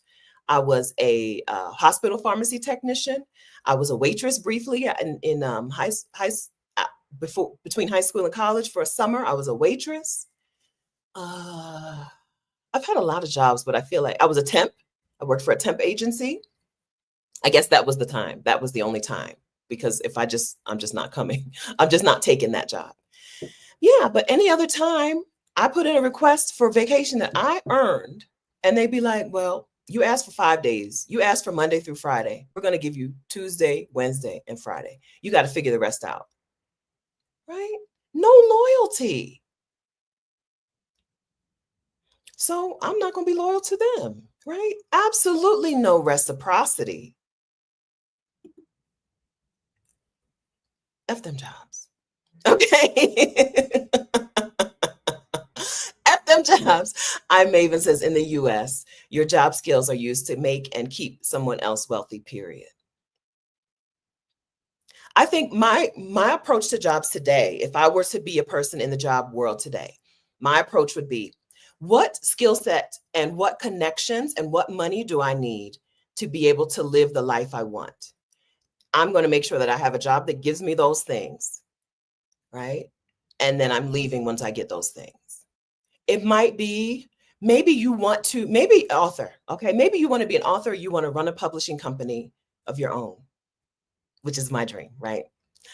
Maybe you get a job at a publishing house and you do some stuff and you learn some stuff and you make some connections and you network, you learn some skills, or you go to a film publishing production company or something. But you have to know what you're there for. And when you get that, you have to leave. Leave. Maybe your dream is not to have to work ever again, right? Maybe you don't have the dream of being a publisher. You have a dream of being a book reader. I want to sit on a hammock and read books all day. Okay, right? Well, what's going to get you there? How much money do you need? A long time ago, I have a family member who is and was beautiful. And I'm like, girl, become a dental assistant, marry a dentist, and then retire, right? That was my plan for her. She didn't do it. She's beautiful. I'm like, become a dental assistant and marry a dentist. That's a perfectly logical plan as far as I'm concerned for your future. Even if y'all don't stay married, you're probably going to be set. Okay. As a credit analyst, I used to talk to dentists on the phone, and dentists had money. Dentists make money. You don't even know. Your dentist is rich. You don't even know it. Okay. Other types of doctors, hit or miss, and they don't have a good quality of life. But a dentist, that was my plan for her. Because she was going to dental, she started dental technician school, but then I don't think she finished. Beautiful. She's beautiful. And I was like, that's what I would do. Family member. So she looked like me. When I say she's beautiful, picture me. She looked like me plus young Whitney Houston, right? Half me, half young Whitney Houston. Girl, be a dental technician, marry you a dentist, and live your life. Don't work anymore. Empress Wanderlust wants us to live in reality and understand that a man isn't a plan. All right. A man isn't a plan for most people. But it can be a plan for some people. A man can be a plan for some people if you know that you can live without, right? If once he's gone, your life is going to be set. Tiana wants us to be more realistic and say men are work. Okay. I'm just saying that was my plan for her. She didn't do that. Okay. So y'all can rest assured that that's not how she lived her life. Oh, MT says that's bad advice. As a former registered dental hygienist, most are struggling financially and grouchy. Dentists? So when I worked at MBNA, one of the cards that we had, one of the affinity cards was the American Dental Association. And as a credit analyst, I dug into their credit and their money, and they had money. Dentists got money. Grouchy and struggling if they own their own practice. Grouchy, I wouldn't know. So that I'll give you that. I'll give you that. But they got money. Them dentists, they got the money. Other doctors, didn't matter. Nurse practitioners also had good money. Nurse practitioners were doing better than most MDs. This was in the early 2000s, right? Nurse practitioners were doing better than most MDs, and pharmacists were doing well. But dentists, they had the money. Not before 10 agrees with MT. She's dated, I can't get it on the screen. As someone who dated a dentist, I totally agree. Grouchy, is that what you're saying? Totally agree with the grouchy part? Okay, well then she's glad that she didn't follow my advice. And the man is not a plan who says that, then they are glad. They're glad to hear this update. A man wasn't my plan, okay? But that was my plan for her. Yeah, they got dough. They got money. I can't speak for how grouchy. What's going on with the computer? I can't speak for how grouchy or unhappy they are as people, which is an important thing if you're gonna marry him. Okay, all right. So what have we talked about so far? We have said, here's the things we're unlearning for our liberation. While we're turning our back on the inauguration, let's also turn our back on some other things. American exceptionalism, the box that our age puts us in, community with white people, the way they do it, F them jobs, okay? Let's also add Black excellence in here. Black excellence is the notion that only a small group of Black people, only a small group of Black women are worthy of respect based on outward appearances, based on the work that they do, based on how they present in the world. If all Black women are included, if all Black women are not included, I don't want it. You can keep Black excellence. Keep it. So let's throw Black excellence away. Let's turn our back on it. Be you, and not a person who feels like it's her purpose in life to be deemed worthy, to be deemed acceptable. Friends, I'm a house sitter and a YouTuber. Number 55th time I've said that today. As a house sitter and a YouTuber, let me tell you, doing work, striving for other people's approval, validation, acceptance is a losing game. Because there's no prize at the end. Ain't no prize for being the person that people view Black excellence, except maybe they demand more and more and more from you until you drop. So figure out what things matter to you and do those things. Figure out what things bring you joy and do those things. And be the version of yourself that isn't concerned with how other people take you in, how other people view you. Talk like you talk. Sound like how you sound. Wear your hair how you want to wear it. And don't try to fit into the Black excellence box. What you're agreeing to, if you agree to be Miss Black Excellence, what you're agreeing to is that you alone are not enough. You alone are not worthy of being treated with respect. You alone don't deserve. So you need to add these things on to you. Pile on the degrees or the job titles or the responsibilities. Pile them on until people then view you with respect.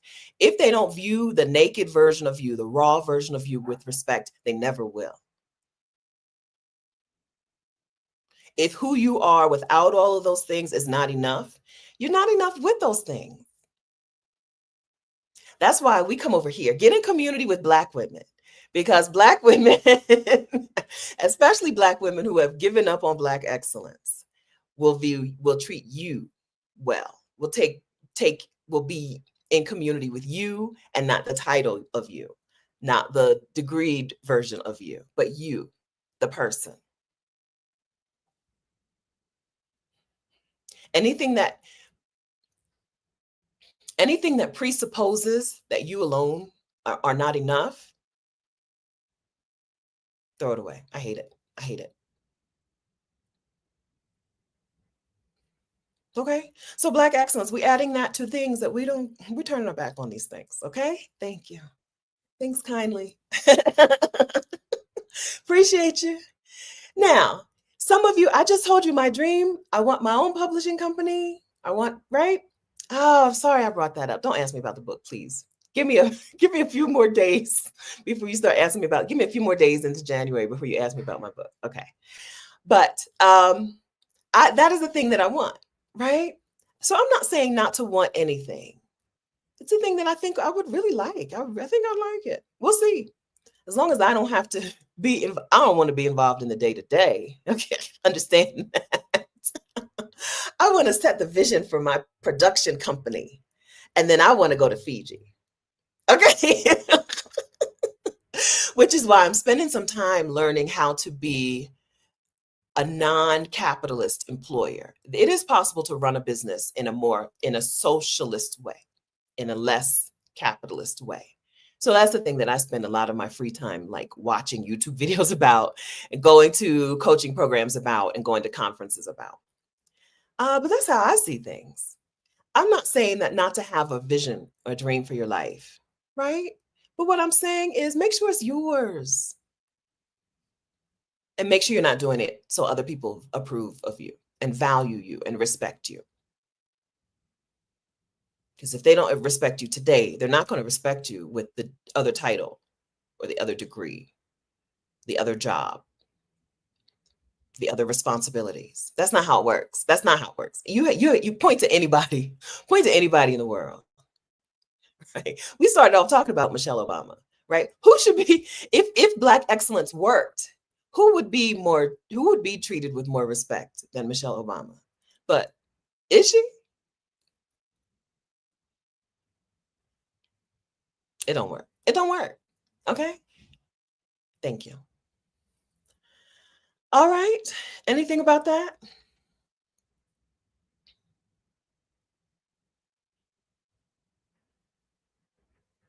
Anything? Let me scroll real quick. I Maven says I'm lucky to be camera friendly. I would say instead that it's been really helpful to me to de-emphasize, even though I am vain, and I do appreciate when you say I look good. I'm vain. I am vain. I'm a vain person. Okay, I'm vain. Okay. Even with that, I think it's been really helpful for me to see that what I have to say is more important than how I look when I say it. I am fully aware that this is a movement, fully aware. And how dare I shelve a movement? How dare I? Because I don't think I look the part. If that was my thing, I happen to not have that's not my thing. I don't care for the way I sound. I don't like the way I sound. Even 300, 400, 500 videos in on YouTube, I don't like the way I sound. Man, why do I sound like that? And why do I say my words like that? What did I, right? But I'm fully aware, like we saw from Dr. O earlier, I'm fully aware that the space, the community I've co-created, the movement is much more important than do I look cute? Do I sound nice? Whatever. That's not important. If I looked like a the trolliest cartoon character, right? When they want to draw a cartoon character that nobody's supposed to like and everybody's supposed to be afraid of, even if I look like that, what I had to say, more important. And I think I would still be on YouTube. because no other platform on YouTube will bring your people to you like YouTube will. No other platform will bring your people to you like YouTube will. If you learn it, right? It's a thing. It's a skill. Like I named it earlier as a skill that I've learned. YouTube is a skill, and it's a skill that I teach. But I can't imagine what would keep me from being on YouTube.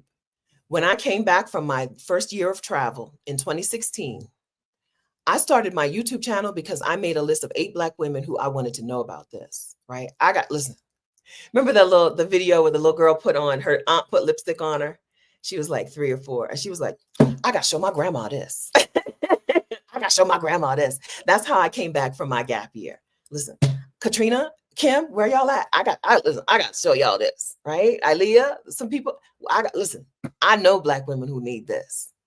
So I can't imagine what would have stopped me from sharing it. It was that transformative. Leaving the United States for a year and leaving work for a year was so transformative that I can't imagine what would have stopped me from starting talking about it on YouTube.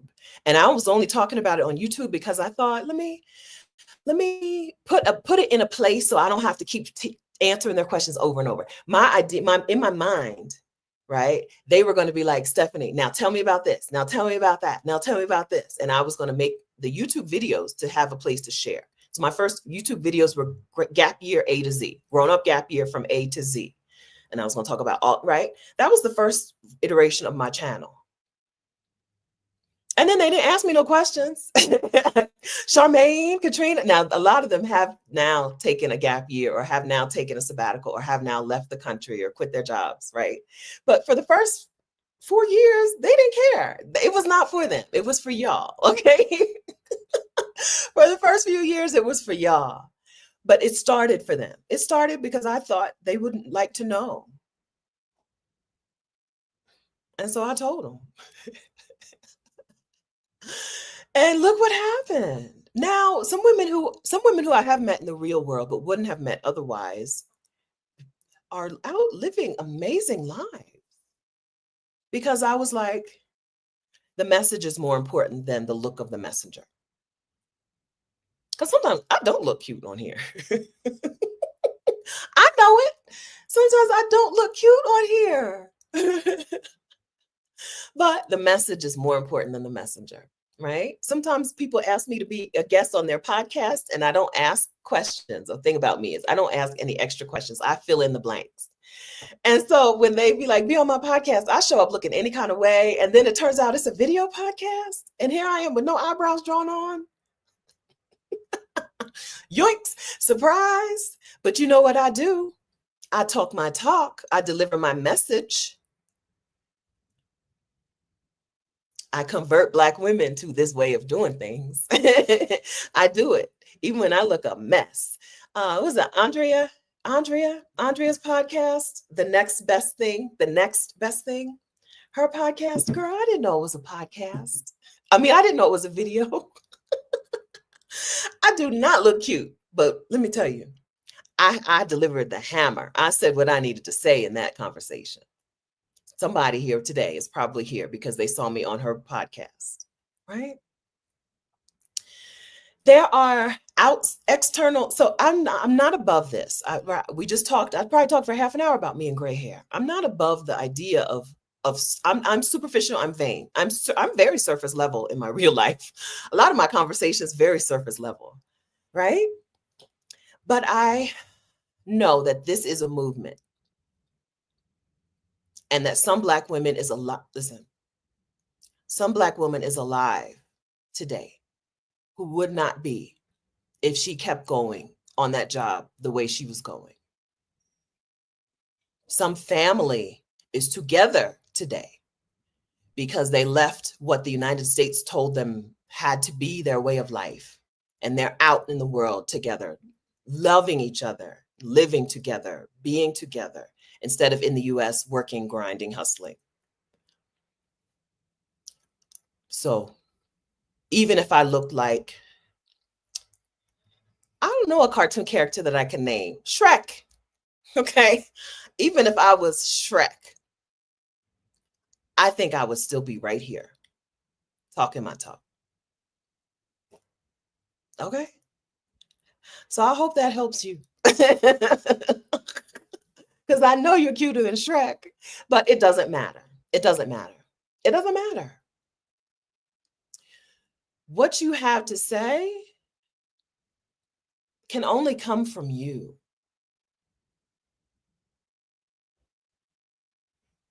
Your movement, right? The thing that would be your movement, it can only come from you. And if you let some other things tell you that it can't be you, then the movement is lost. It's gone. And the people who would be alive today, they miss out. Right? Shrek has presence though.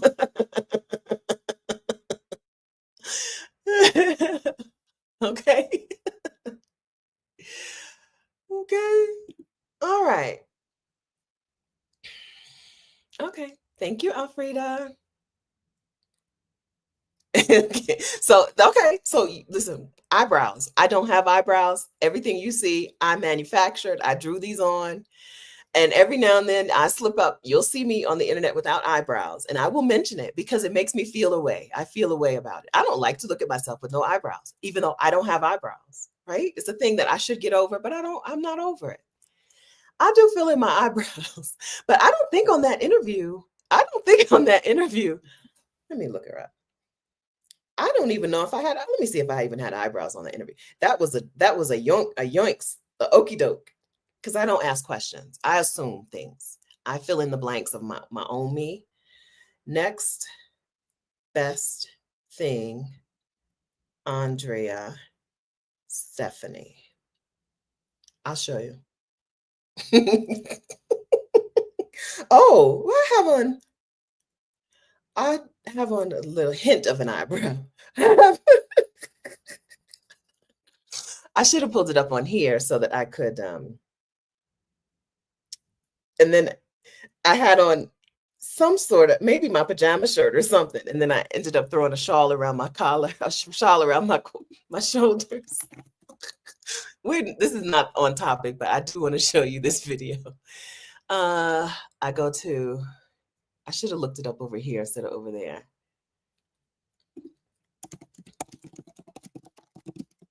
Oh, here it is. Let me pull it up. Then share. Copy. Career breaks, sabbaticals, moving abroad, and living with ease with Stephanie Perry. All right, this is the video. Okay, I don't have enough internet juice to show you the video, I don't think, because I keep getting the thing that says unstable. So you would have to click on it yourself to see what it looks like. Okay, but let me just tell you, what you have to say is more important than what you look like when you say it. Okay, thank you. All of that to say this. So Crystal, I wanted to wait a few years to see what the microblading eyebrows look like on Black women after a few years. Because remember when eyebrow tattooing started and then white women got their eyebrows tattooed and then it turned green? So how long have we been doing microblading? How old are the oldest microbladed eyebrows? And how do they look? How are they looking now? I need to do a research. I need to do some research. Whew. It's heating up in here. I need to do some research. Listen, if I don't do nothing else, I'm talking that talk. If I don't do nothing else, I'm going to talk my talk, because there is liberation for somebody in that talk. There's life in those words. Listen, I know, even though nobody has ever come to me and said these words, I know that somebody was going to drop dead on her job, except for she heard you didn't have to do that no more. She heard that you could F them jobs. And she did it, whether it was a sabbatical or early retirement or just retirement period. She did something different, or taking an easier job for less money and leaving the country and going someplace cheaper. She did something that saved her life. I know it. I don't have to feel any kind of way like hemming and hawing around it. I know it. Somebody, right? So that is what keeps me out here talking. It keeps me talking and gives me the understanding that it's not me, it's a message. I'm the person who is delivering a message, right? We went to here in Bogota, they have the Gold Museum, which is amazing. I didn't know what it was. I thought it was going to be on the history of gold, like excavation. I don't know. But it talked a lot about the ancient, I don't know how ancient, about the pre-Columbian people, the people in this region before the Spanish and the whatevers came, and how they used jewelry and gold and minerals and stuff to express their language, right? And they talked about the importance of certain birds, like the parrot. There were three birds: the parrot, the something, and the something. And they were like, their role is to deliver the message. When you see them on drawings and in art and in jewelry, that's about delivering the message. And I was like, that's me. I don't even like birds like that. I don't like birds like that. They're generally jerks. The word I usually use is assholes. Birds are assholes. I don't like birds like that. But I was like, oh, that's me, right? I'm here to deliver the message for this period of time. I'm not talking about my overall general life's purpose. I think my general purpose in life is to enjoy it. Okay. But this is a phase in my life, a period in my life where there's a message I'm here to deliver. Okay. I'm gonna do that. Now, and then we go to the jewelry store, the shop in the museum, and they didn't have any cute parrot jewelry. There was three birds, parrots, somethings, and somethings. And I was like, well, I'm gonna get me a parrot necklace or a parrot pin. They didn't have any.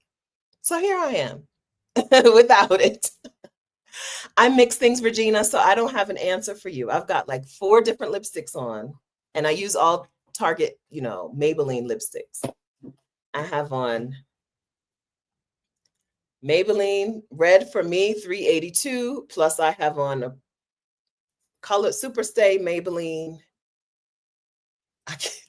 I'm 50. Okay, I can't read things. My arms are not long enough to read this label.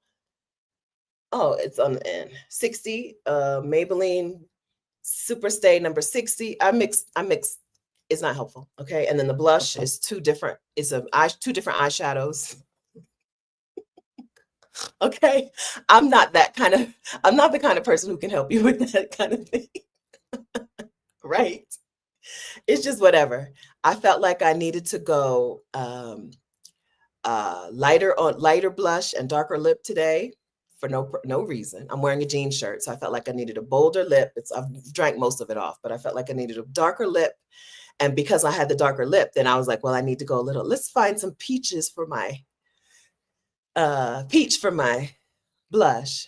I have on. They gave us a blush when I went to VidCon. Who gave it to us? What was that company, Rashida? Are you here? One of them companies. NYX, or who else would it be? The Pixie. Is there a Pixie something makeup brand? They gave us free blush, but I mixed my blush. It was really peachy, but I mix it with eyeshadow. So like, it's not helpful. It's not helpful. Okay. Dr. Wren, LPC. Hi, Dr. Wren. I have a house and still up in the air about keeping it or renting it. I've watched so many videos and still don't know, but I don't have to decide today. Okay.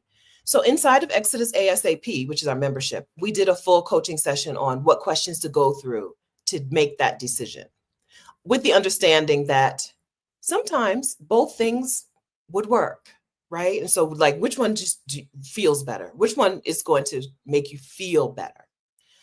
Inside of Exodus ASAP, we did a full session on that in December, Rashida and I together, with some questions that will help you figure that out.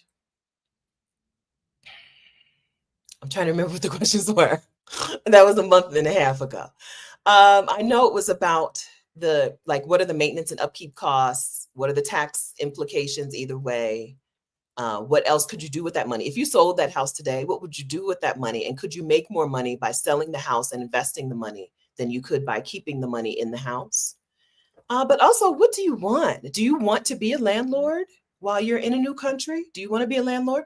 Do you want to have to go through a third party like property management company to be able to? Do you want to pay a property management company to take care of that thing? Are you holding on to the house? Listen, I'm giving you all this. It's all coming back to me. Are you holding on to the house for some children, for your children or family members who aren't going to want to deal with it anyway? Like my parents had a neighbor diagonally in front of them and on to the right and the left, where the parents left the house to the adult son, and the adult son ran the house into the ground, right? One of them, like the neighbors take turn cutting the trees and doing the yard and stuff. The other one, the city comes and is like, we're going to cut the grass and we're going to charge you for it, right? Leaving things for people who don't want them, especially houses. Waste of your time and money. You could have spent that money, right? Two different people, right? You can stand on their porch and see both houses. Now, one of them sold. The younger boy, he was a man boy. The man boy finally sold the house and left. But the man who's probably my age or older, the house is just in disrepair. It's falling apart. He was not equipped to take care of that home, but they left it to him. Right? They did all that work. They could have spent that money, right? what kind of cruise? Like they probably never went to Fiji. That family, they probably never went to Fiji. And here he is. He's going to lose that house because there's no way. If he's not cutting the grass, he's not paying the taxes, right? He's going to lose that house. We talked about those things inside of Exodus ASAP. If you want to go back over that membership and then come in and get some coaching from us, anyone who's here, right? Anything that's already happened inside of Exodus ASAP, you have the replays for, and you also have access to me and Rashida, the coaches, and other women who come in and do coaching in the membership. If you're making decisions on your move abroad that you want some coaching on, you want some support on, you want some accountability partners on, then go ahead and join us inside of Exodus ASAP. It's priced as a monthly recurring membership, but remember, you decide how long you stay once you get there. Okay? So don't freak out. Ain't nobody telling you you have to stay in the membership for the rest of your life. In fact, we don't want you to. We want you to make progress and leave. Okay? For $247 a month, you can come in, make some serious progress on several different parts of your move abroad, and then go. Leave the membership, right? Keep making the progress until it's time for you to leave the country or leave your job or leave the thing that you're leaving. Okay. Yeah, but those are the things that we walk through. I'm sure there was more. Those are the things that I remember. That means Rashida, it's probably half of it because the other things Rashida brought in. Yeah, so join us. You're welcome. Okay. Thank you. Yes. Carpe diem. My neighbor's kids couldn't even bother cleaning and selling her house. Listen, I, as not a parent of anyone today, understand that. Okay. I'm coming from a different perspective, but there's no children in my life today. Okay. My child is in the cemetery. I would not make that my home plan. Leaving a home for the child to live in would not be my home plan. I have not seen it go well. I've not seen it go well. Okay. That would not be my plan. But y'all do what you want. Do what you want. Okay. Did we get through everything? Pinky. I have a friend in Portugal who has a terrible property management person managing her rental. Tenant moved in and immediately started complaining, holding rent, and never put utilities in their name. Good grief. That's like the nightmare, the trifecta of things that could go wrong. Other people will do it and it's great. And the property rental price is, especially for those who own the home outright, but even for those who just bought at a time when the price was low, right? Sometimes the rental income is enough for them to live nicely somewhere. The decision is very individual. You can, but I would get some support, get some coaching. I wouldn't make that if there is a particular part of your move abroad that is hard, right? That is weighing on you, I wouldn't do it. I wouldn't do it alone. Get support. If all of the parts of the move abroad are easy and you're making progress on all of them and you got no sticking points, You probably don't need coaching. You might want community, but you probably don't need coaching. You probably, right? But if there's something that is just, and is stressing you out, and you know what I'm about to say, I believe in spending the money and saving the time. That includes getting coaching on things. Spend the money to get support, to get coaching, to get accountability, to get community. Save the stress, save the time. Please repeat. Hi, Latanya. Please repeat the date and time for the Get Your Next 3 Clients Challenge. Get Your Next 3 Clients Challenge starts tomorrow, Sunday, January 19th, and it's 6 days. We meet at 2 p.m. Eastern time for coaching. If the 2 p.m. Eastern time coaching is not going to work for you, don't worry. You're going to get the replays. We're going to send you the replays. Because the challenge is done inside of Exodus ASAP this year, you'll also be able to still be in community with the other challenge members. And so even if you're going to do everything through replays, you're still going to get your money's worth. In the past, when the challenge was just the challenge and there was no other piece to it, no other community, once the challenge was over, we closed down the Facebook group every year, right? If that was the case, then not coming to coaching and watching everything on replays means that you weren't going to make connections with the other women, which is a wonderful part of the challenge, right? Being able to form community with the other women. But this time, you got a whole month to do it. Okay, if you can't do it at 2 p.m. Eastern time, you can still do it. You have a full month because it's inside of Exodus ASAP this time. Okay, exodusasap.com. Okay, if you register today, you have time to do the challenge next week. If you register later and the challenge is already started, you're going to want to start at day 1 and get yourself up to speed, even if that's after the challenge ends. Okay? The challenge is the Get Your Next 3 Clients Challenge, and it's for Black women who want to make money for their move abroad or for their sabbatical by getting clients for some business, whether your business exists today or not, online. Okay, we don't have the information to help you get clients if you need clients to walk in your door. If you sell a physical product in a physical location, we're not the coaches for you. You may still want to join ASAP to meet people, to get move abroad coaching, but probably we're not the best coaches for your getting paid clients. But if you need to get paid clients on the internet, that's what we do. Okay, and the Get Your Next 3 Clients Challenge is Sunday, January 19th, 2025. I may have said 2024. Sunday, January 19th through the 24th of 2025. All online.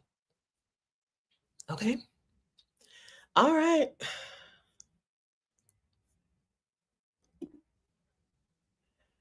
All right. So how did we do? Did we make it through my list even? I think that's what I was looking for last time. Unlearn Black excellence. A final thing to unlearn is pride in doing it all on your own.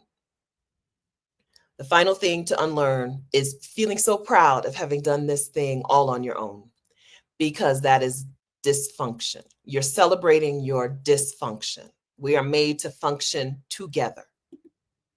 And when you feel pride about having done something all on your own, you're falling into the trap. It's the trap. It's the trap. The rugged individualism trap, right? Rugged individualism. When I was younger, it's a phrase that we used to see in school. Was it Teddy Roosevelt or whatever, one of them? The Rough Rider? I don't know, right? It's a phrase that we used to see. And only until I was a grown-up, not until I was a grown-up did I realize that they were not individuals. They were benefiting from a lot of other people's work. They came here and the Native Americans helped them not die instantly, right? The people who were already here helped the white people who came here live, help them eat. Here's what you can eat. Here's what's going to kill you, right? Here's where things are safe. Here's the water that you can drink, right? Then they brought over people and enslaved them to grow stuff. They were not individuals. They were not rugged individuals. They were users. And so what the things that have carried over from the notion of rugged individualists, right, is the pride in doing things on your own. When the people who taught you to be so proud of doing things on your own didn't do things on their own. They taught you to be proud of that so that you would work yourself to death and not ask them for any help, right? What they really want. Don't come asking me for nothing. Do it on your own. Pride in having done something all on your own is celebrating your own dysfunction. I don't even care. It can be raising kids, right? Being a single mother, single motherhood by choice is a movement, right? That I'm about to participate in, but I'm not doing this on my own. Please. I'm not doing it on my own. Get me a team. Somebody. Get me a team. Okay. So celebrating doing something on your own is a thing to unlearn. And planning from the beginning to do a thing on your own is a thing to stop. When you look at the things that you're planning for yourself or things that you want for your life, look at those things and see which things you think right now you're going to do on your own. And then find out a way to get yourself a team. Who is on my team?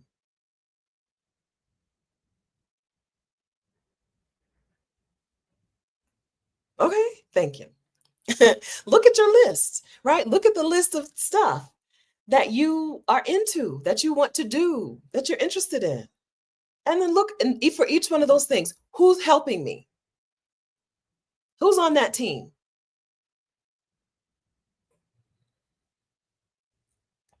If the answer is just you, fix that. You can fix it.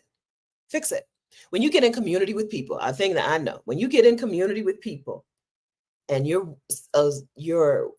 supportive, people will support you.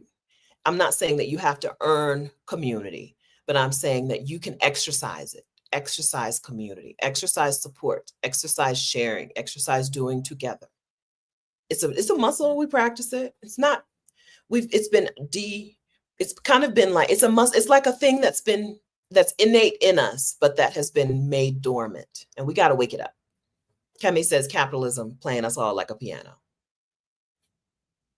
Thanks for the super chat, the coding nurse. I'm a man. And I totally support your content and your information. Keep it up, Stephanie. Thank you. I will.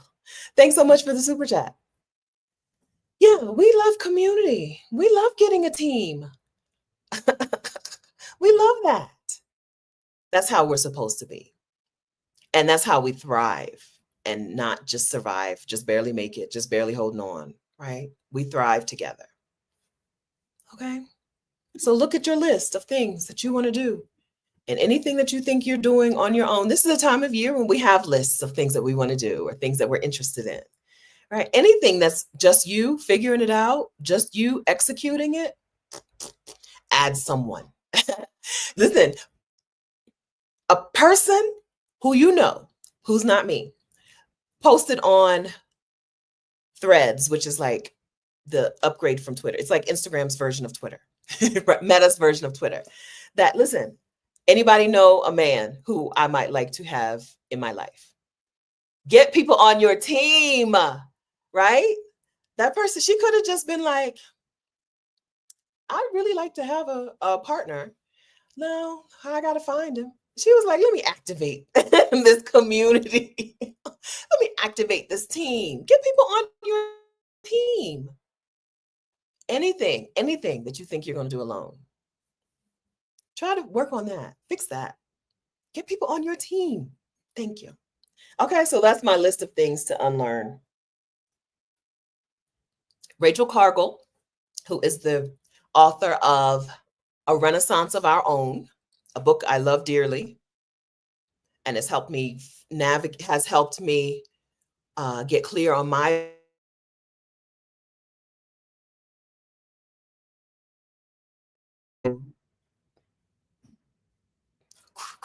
popularized the term unlearn. I should have said that very early in this video. Rachel Cargle is the person who can help you in unlearning these things. Okay. I gave you a list. I am a YouTuber. Okay. I'm not a therapist. I'm not a deconstruction. What would someone be called who would help you unlearn things? A decolonizer specialist? A Renaissance of Our Own by Rachel Cargle. Yes. That book really helped. It's a book about her. It's her own memoir, right, of coming to herself, but also walks you through what do you value and how do you live that out in your life. Very, very, very, very, very, very, very helpful for me. A Renaissance of Our Own by Rachel E. Cargle.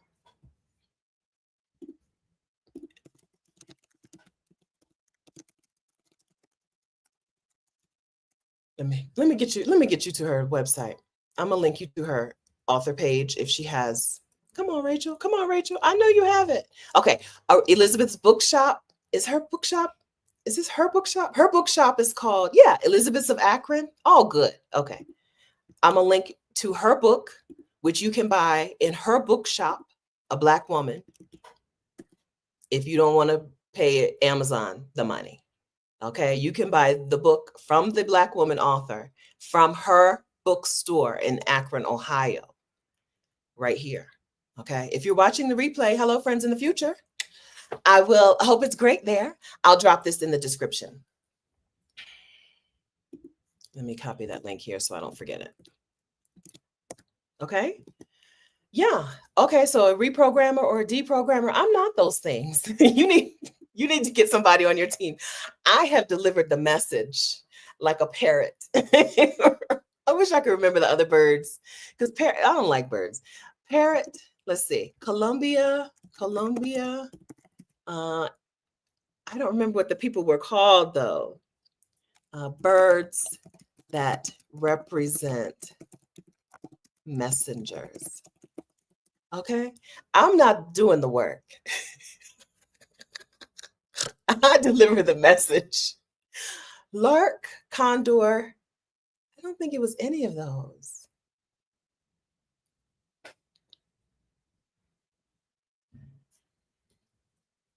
I'm gonna find it because if they had just had the necklace in the store, I would have bought the necklace and I would remember it. But they didn't have a necklace that represented it in the store. I know parrot wasn't the one. There was 3 birds and one of them I was like, I want that necklace. It wasn't a parrot. It might have just been a generic bird. I know. Anyway, that's me. Okay. The rest of the work, somebody gonna have to do that for you, with you, to unlearn these things. Okay. If it's F them jobs, get in Exodus ASAP. We can help you with that. Okay. I wish I could remember. There were 3 birds. Let's see. Colombia birds that represent messengers is all I Googled.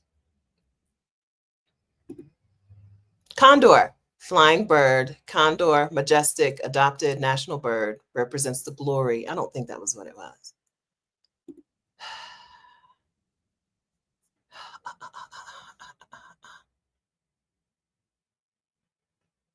All right. I'll remember it later.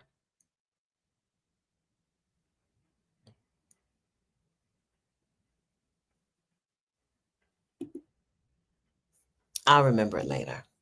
Okay. Okay, good. Tampa's Creek Homestead and more. Hi. Thanks for the book recommendation. I just ordered it. All right, good. Good. Why did I leave Costa Rica for Colombia? Now that I'm in Colombia, I like it. I like Bogotá better than San Jose, Costa Rica. So I'm glad. I'm glad they said that to me so that I could look for another option. I'll do a full video about it later, but I like it better here. I'm not even a city person, and this is a city. There's, I think, 8 or 9 million people in Bogotá. It's a big city, and it's high altitude. But the life, it's just it's just nicer. It's prettier. It's greener. San Jose, Costa Rica has green spaces too, but it's greener, and there seems to be more upkeep. It's more upkept. So I like it better. I'm glad to be here. Food wasn't good, so Empress Wanderlust. So you have to carry your own salt with you and maybe seasonings. That's not an exaggeration. I've heard other people say that about Colombia, and I agree. Even here in the hotel, I've ordered soup 2 nights in a row, and they have little salt packets, and I've had to salt heavily my food, season my food. It's a thing. But then I've gone to other restaurants that do other types of food, and they season it. So I think it's just the Colombian food they don't season. I don't know. I've heard the seasoning problem here, and I'm a witness to the seasoning. I'm a witness to the lack of seasoning. But then some of the other restaurants, the other foods, the other kinds of food that you can get here are seasoned well. So, but yeah, you're gonna season your own food if you're getting Colombian food, okay? But if you're getting something else, it's gonna be good. I had the best hamburger at a steak restaurant. We went to a steak restaurant and I ordered a burger because Google said they had the best burger in Bogotá. So I was like, okay, well, let me order that. It was. I had quiche a couple of times at a restaurant, which has become my favorite, and it was fully seasoned, right? So I think it just depends on here in Bogotá, I think it just depends on if you're getting Colombian food or if you're getting something else. If it's truly Colombian food, add in, bring your own, BYOS, okay? Downstairs for breakfast, they don't have salt and pepper shakers on the table, but because they have given me extra every time I've ordered my soup for room service, I take my little tiny salt packets. I might have one right here. I take one down with me for breakfast. Because at breakfast they have soup, they have eggs and bacon, but they also have whatever the soup of the day is. And I'll be like, it's real. I've been prepared for that. People have told me that before. It's real. Okay. I wouldn't say there's no flavor. There's flavor there, but you're going to need a little extra seasoning to bring it out. That's my thing about Colombia so far, about Bogotá so far. But I love it here. It's wonderful. It's been great. No complaints. 10 out of 10 would recommend. So if you're moving here, I could use some friends. Oh, who lives here? Do anybody know somebody who lives here who you can tell that I'm here so I can have some friends? Serious question. I would like some friends. Thank you. Having friends in Costa Rica made it awesome. But here I am back to zero. So help me. Help me. All right. Okay, we've gone over 2 hours. It's time to shut this thing down. Thank you so much for joining in. So one more time, let me wrap this up by saying, if you're ignoring the inauguration, good.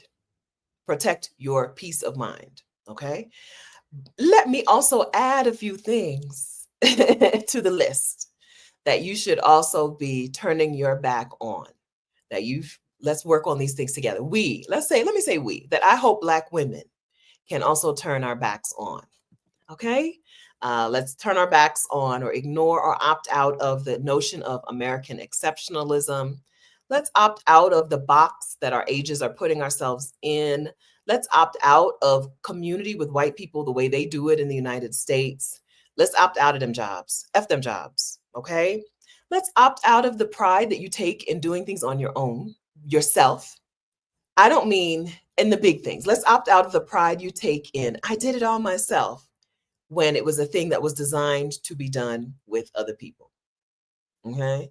Right. I don't mean putting a puzzle together yourself. I mean raising kids yourself. I mean, whatever your thing is. And then let's also opt out of Black excellence. Please and thank you. You're enough. You're enough. Black women are the best people. And we don't need to do any jumping through hoops and contorting ourselves for people to accept us or for people to respect us. Let's opt out of that. Okay? Some of y'all I'm going to see very soon in Vietnam. The meetup for the Exodus Summit Squad in Vietnam is listed, is the event information is inside of the Exodus Facebook group, which I haven't linked to today. The Exodus Summit Facebook group, don't worry, it's free. And don't worry, it probably won't be on Facebook all that much longer. Calm down. Okay, give us a few minutes. But we don't like Facebook either, okay? We don't like it being there either. And so there will be a change someday. Okay. So, and maybe someday sooner than you would expect. So we're working on figuring that out. The Exodus Summit Facebook group right now is a Facebook group, but someday it won't be on Facebook anymore because we don't like them either. Okay. I understand that. ExodusSummit.com/community is where you can join now so that you don't miss it when we move to the other platform, whatever that's going to be. Wherever we're going to go, if you're in the Facebook group, you'll know. Don't worry. Okay. Yay, Vietnam, Katrina. I'll be seeing you very soon. This time next month, in a month, but it seems very soon. Yay, Redefining Hustle Collective. I'll be in Vietnam. See you very soon. It's going to be an awesome meetup. I really think we're going to have 75 to 100 women together. 75 to 100 Black women from the Exodus squad hanging out, Vietnaming, getting clothes made, getting shoes made, eating good food, eating good, healthy food, riding our bikes, going to the beach, talking, swimming, floating in the pool, all of those things. It's going to be awesome. Pamela, replays to Exodus Summit 2024 are at ExodusSummit.com. I can do it. Enter. Pamela, replays are at ExodusSummit.com. Okay, Disney Girl Tinkerbell is buying her flight. You mean your flight to Vietnam? Buying your flight today? Good. Okay, let's go. Let's see y'all there. It's going to be great. It's going to be great. And we're not charging anything, right? If you're in the Exodus Summit Facebook group, the information is there. We're not charging you a ticket. This is the first international meetup that we've done where we didn't charge you a ticket price because we're not doing anything for you. Okay. This is all DIY.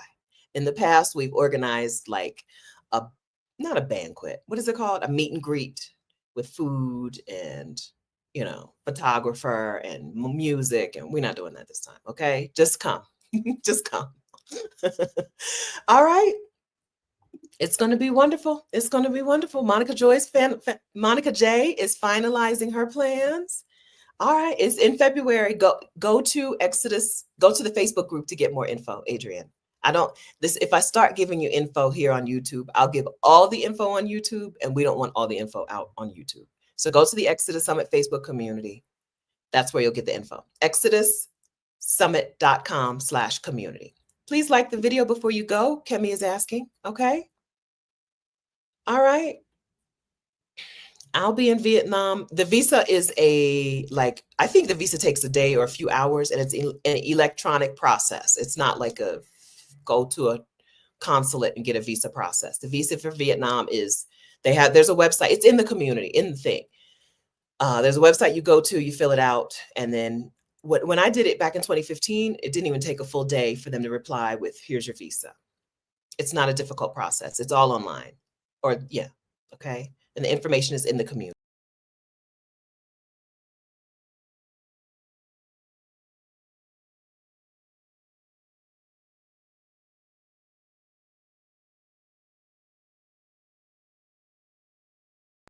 Okay, I exited by mistake. I'm glad you're still here. Okay, because I want to say thank you. Thank you very much for joining in today. Thank you very much for contributing to this conversation. Thank you very much for hearing me out and for saying your piece. And thank you for being in community with us. I love having this space. I love coming to this place every Saturday. And it's because y'all are here, right? It wouldn't be this fun if it was just me talking. I can talk to myself, okay? But it wouldn't be like this. So thank you very much for that. I'll see you guys again very soon. And take good care. And remember, opt out of anything you want to opt out of, okay? This is your time, your life. Opt out. Say no. Thank you. All right. Happy Saturday, friends. See you inside of Exodus ASAP. I should probably link to that one more time. See you inside of the Exodus ASAP community. The Get Your Next 3 Clients Challenge starts tomorrow. Okay. See you inside of there. If you have any questions, email us or ask us in the Facebook group or something. Okay. Ask us your questions because you don't have much time. Challenge starts tomorrow. Okay. All right. Thank you, friends. Happy Saturday. Bye.